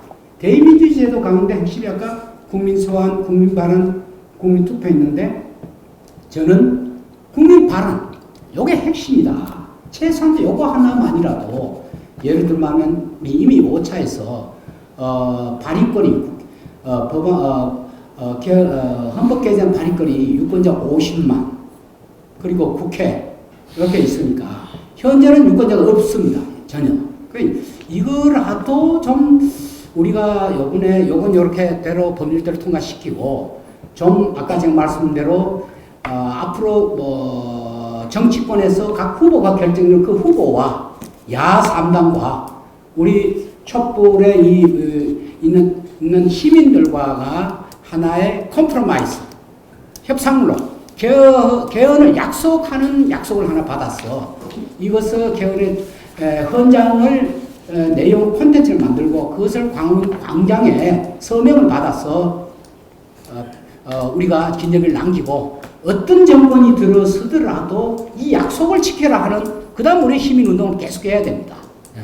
저는 그런 생각하고 있습니다. 이상입니다. 패널분 한 분 더 시간 문제 없으시죠? 그러면 김종민 의원께서 플러스 나온 두 질문 이장희 교수님이랑 연성 대표가 하신 질문 아까 우리 연성수 대표님께서 질문하신 게 제가 울려가지고 정확하게 못 들었는데 그 질문 질문 의지는 예. 8차 헌법은 여야가 합의해서 만든 기초헌법입니다. 그럼에도 불구하고 제왕도 대통령제가 그대로 존속되어 있어서 현재 헌정 중단 사태, 특검 사태가 벌어졌다. 그런데 그러면 그런 조항들을 다 뜯어고쳐야 되는데 그게 과연 개헌 정치인의 희망도 가능하겠느냐. 그래서 그건 되지가 않기 때문에 시민과 함께하는 방법을 수밖에 없고 그럴 경우에 그렇다고 치면 이 절차법에 시민 부분을 국회의원과 동일한 권한을 줘야 된다라는 거고 마지막으로 이걸 하는 게 수월하지 않기 때문에 위헌적인 사항이 있다고 치면 그럴 경우에는 개헌을 원포인트로 시민과 여야가 합의해서 한다는 걸 집어넣든가 그게 어렵다고 칠 경우에는 아까 이제 마그나 카르타처럼 그런 판례를 맺어가지고 다음 정권 때 할 수 있도록 그렇게 하자는 제안입니다. 예. 그 문제는 제가 김상준 교수님이 하나만 더 네, 하나만 더 말씀드리겠습니다. 더해서 말씀인데요. 이런 마그나 카타나 이제 한국형 차트 운동에 더해서 이거거든요. 아까 나온 이야기입니다만은 실제로 지금 개헌 문제에 있어서 개헌이 정말 될 것인가에 관한 여러 가지 의문들이 있습니다. 그러니까 지금도 이제 대선 전 개헌 더하기 대선 전 개헌이 도대체 왜 하려고 하지에 더하기 해서 지금 아까 이야기 나왔던 듯이 국민의당, 바른당, 한국당 이렇게 모아가지고 이제 그 개헌안을 합의하겠다라고 하는 게 과연 이게 정말 개헌으로 이어질 수 있는가? 그러니까 글쎄요, 발의까지 갈 수 있을지는 모르겠어요. 과반수로 해서. 하지만은 3분의 2로 합의가 될 수 있다고 이 세 당이 결정한 단일안이 개헌안으로 합의가 되리라고는 그 자신도 안 믿을 겁니다. 그러니까 불가능하다라는 이야기고 또 하나는 이를테면 지금 개헌에 적극적이지 않다고 해서 개헌 의지가 없다. 아까 문재인 후보를 대표적으로 그러지 않습니까? 라고 이제 김종인 의원님 말씀하셨는데 김종민 의원님.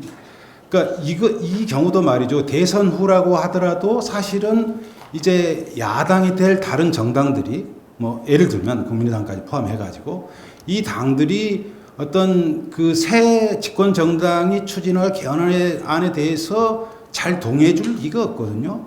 그런 의미에서 3분의 1을 얻기 어려울 것이다. 그래서 이리 보나 저리 보나 지금 개헌 문제가 말은 많지만은 3분의 2 합의를 얻어서 개헌 전이든 후든 간에 개헌이 실제로 될 가능성이 도대체 있느냐라는 의문이 저는 정당하다고 보고, 이런 문제에 대해서 실제로 해결할 수 있는, 실제로 개헌에 이르는 합의를 이뤄낼 뿐만 아니라 그 개헌의 내용에 대해서 국민들이 보다 더 안심하고 가깝게 그 내용을 결정해 줄 방법이 바로 시민의회다라는 거거든요. 그렇다면은 왜 저는 마그나 카르타에도 당연히 포함될 문제뿐만 아니라 국민들이 원하는, 촛불이 원하는 개헌을 하겠다. 그것도 약속만이 아니라 절차상 확실히 하겠다라는 것을 해줄 수 있는 것이 마그나 카르타에 이렇게 시민의회, 그러니까 시민 참여형으로, 시민의회로 개헌을 반드시 하겠다가 들어가야 될 뿐만 아니라, 또 하나는 보다 강력한 것은 지금 유력한 대선 후보들 말이죠. 지금 민주당 내에서도 김종민 의원님 같은 경우에는 또 그 안희정 후보와 또 가까운 이런 서포터로 알고 있는데요. 이런 후보들이, 유력한 후보들이 이런 대안을 냈을 때 국민들은 믿는다.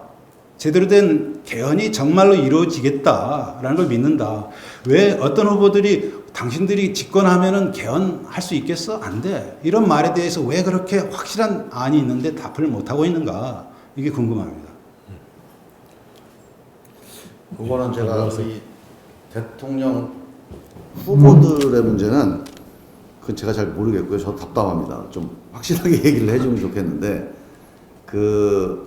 아까 내가 문재인 후보가 개헌의 소극적으로 얘기한 거는 그런 사람들의 정치권의 말을 제가 인용한 거지, 제가 그분을 그렇게 생각한다는 생각은 아니고요. 저는 그분이 개헌에 소극적이라고 생각은 안 해요. 근데 많은 분들이 그렇게 그분에 대해서 의구심을 갖고 있으니까 자꾸 대선 전에 개헌을 하려고 그렇게 이제 이 쟁점이 이제 이어가고 있다. 이렇게 제 현재 상황에 대한 제가 인용을 말씀드린 거고, 그리고 이제 아까 우리 연성수 선배님이나 우리 김상진 교수님도 결국 이제 좀 비슷한 취지인데, 저는 이렇게 마무리 겸해서 이렇게 한번 제 취지를 다시 한번 정리해서 말씀드릴 텐데요. 저는 지금 국회나 정치가 갖고 있는 기능과 권한, 지위와 권한을 또 동등하게 갖는 시민의회 방식은 저는 그거는 좀 현실적으로 어렵기도 하고 바람직하지 않다고 봅니다. 왜냐하면 사실은 시민의회도 어차피 5천만 국민들이 다 같이 모일 수가 없기 때문에 어차피 대표나 대의 시스템이 되거든요. 그러니까 결국 이 대의 시스템을 작동하게 만드는 게 가장 중요한 거지, 자꾸 새로 만들어서 또 이게 하다 보면 안 되면 또 만들고 할 수는 없는 거기 때문에, 결국 저는 대의적 방식은 지금 있는 정당과 국회를 작동 가능하게 만드는 거, 이게 제일 중요하다고 봅니다. 이걸 방치해 놓고는 다른 어떤 대안도 또 해법이 안 된다. 그런 점에서 동등한 지위와 권한을 갖는 어떤 무엇이 아니고, 지금 이거를 그 시민의회가 할 만한 것들, 시민의회가 민심을 반영하는 그런 기구가 될 거다. 그 믿음이 있지 않습니까? 그 믿음을, 이 국회를 그런 믿음을 갖게 만드는 일을, 그 노력을 한번 해보자는 거예요. 정당이 그 역할을 하게 좀 만들자는 겁니다. 이게 더 쉬워요, 사실. 시민의회를 만들어서 동등한 권한을 갖는다? 그거 국회의원들하고 싸워도 전 앞으로 한 20, 30년 안에 절대 합의 안 될 거라고 봅니다. 오히려 이 에너지를 이 정당과 국회가 이 시민의회 같은 기능을 할 수 믿을 만한 그런 조직이 될 수 있도록 어떻게 바꿀 거냐, 그 논의를 조금 더 발전시켜 나가는 게 훨씬 더 우리 민심을 반영시킬 수 있는 길이 아닐까, 그런 생각이 하나 들고요. 그 외에 지금 이 대의적 조직과 기구 이외에도 시민들이 참여해서 권한을 행사할 수 있는 길이 되게 많아져야 됩니다. 지금 너무 제한되어 있거든요. 그 많아지는 길, 이게 직접민주주의든 국민 발의권이 됐던, 국민 발언권이 됐던, 아까 얘기한 주요한 인사에 대한 어떤 참여가 됐던, 아니면 다양한 여론조사를 통한 국민들의 의견 전환이 됐던, 또 예산에 대한 주민 참여 예산 제도의 확대가 됐던, 다양하게 국민들이 참여하고 의사결정할 수 있는 방법들을 다양하게 해서 지금 있는 행정부와 사법부와 입법부가 그런 다양한 참여들에 의해서 어떤 결정을 할 수 있도록 제도를 만드는 거, 바꿔나가는 거, 그게 저는 바람직하다 또는 필요하다, 이런 생각이 들고요. 마지막으로 정말 이런 시민의회적인 기능이 꼭 필요한 분야가 있습니다. 바로 사회적인 대타협입니다. 대한민국은 많은 사회적 갈등들, 혹은 양극화 문제 해결해, 저출산 문제 해결을 해야죠. 또는 미 중간에 이런 정말 구한말의 갈등 이상의 충돌이 벌어질 수 있는 이 외교적 상황에서 대한민국 운명을 결정을 해야 됩니다. 이런 수많은 결정들을 타협을 통해서 만들어내야 되거든요. 이 사회적 대타협이 단순히 입법이거나 아니면 어떤 대통령 선거에서 누구를 뽑는 거나 이런 문제가 아닌 문제들이 많이 있습니다. 그러니까 이거는 서로 간의 고통도 분담해야 되고 이해도 넓혀야 되고 국회에서 결정한다고 되지 않는 문제들이 많아요. 그래서 이거는 이런 문제들, 이 당사자들, 또 이 이해관계자들이 같이 합의할 수 있는 구조를 만드는 거는 현재 있는 국회 가지고는 안 됩니다. 또는 부족합니다. 이런 것들을 위해서 이 사회적 대타협을 위한 논의기구 또는 합의기구 이런 것들이 지금 말씀하신 시민의회나 이런 시민적 참여 시스템을 통해서 뭔가 해결돼 나가는 그런 해법도 좀 필요하지 않은가. 그런 지점에서 이런 새로운 시민적 참여가 혹시 요구되는 거 아닌가. 이런 정도의 의견을 좀 말씀드리겠습니다. 예. 이상입니다. 그 논의가 길어질수록 이제 논점이라든지 합의점들이 분명해지는 것 같은데 아쉬운 건 저희에게는 많은 시간이 없는 거죠. 그리고 이제 제가 놀라운 것은 그 2시간 동안 저는 결코 짧지 않은 토론인데 굉장히 놀라운 집중력과 굉장히 쫀쫀한 토론이 있었다고 저는 봅니다. 근로에 복이 드문이라고 봅니다. 김종민 법안을 발의하신 김종민 의원뿐만 아니라 진지한 토론해주신 내부 패널들께 박수 한번 부탁드리겠습니다.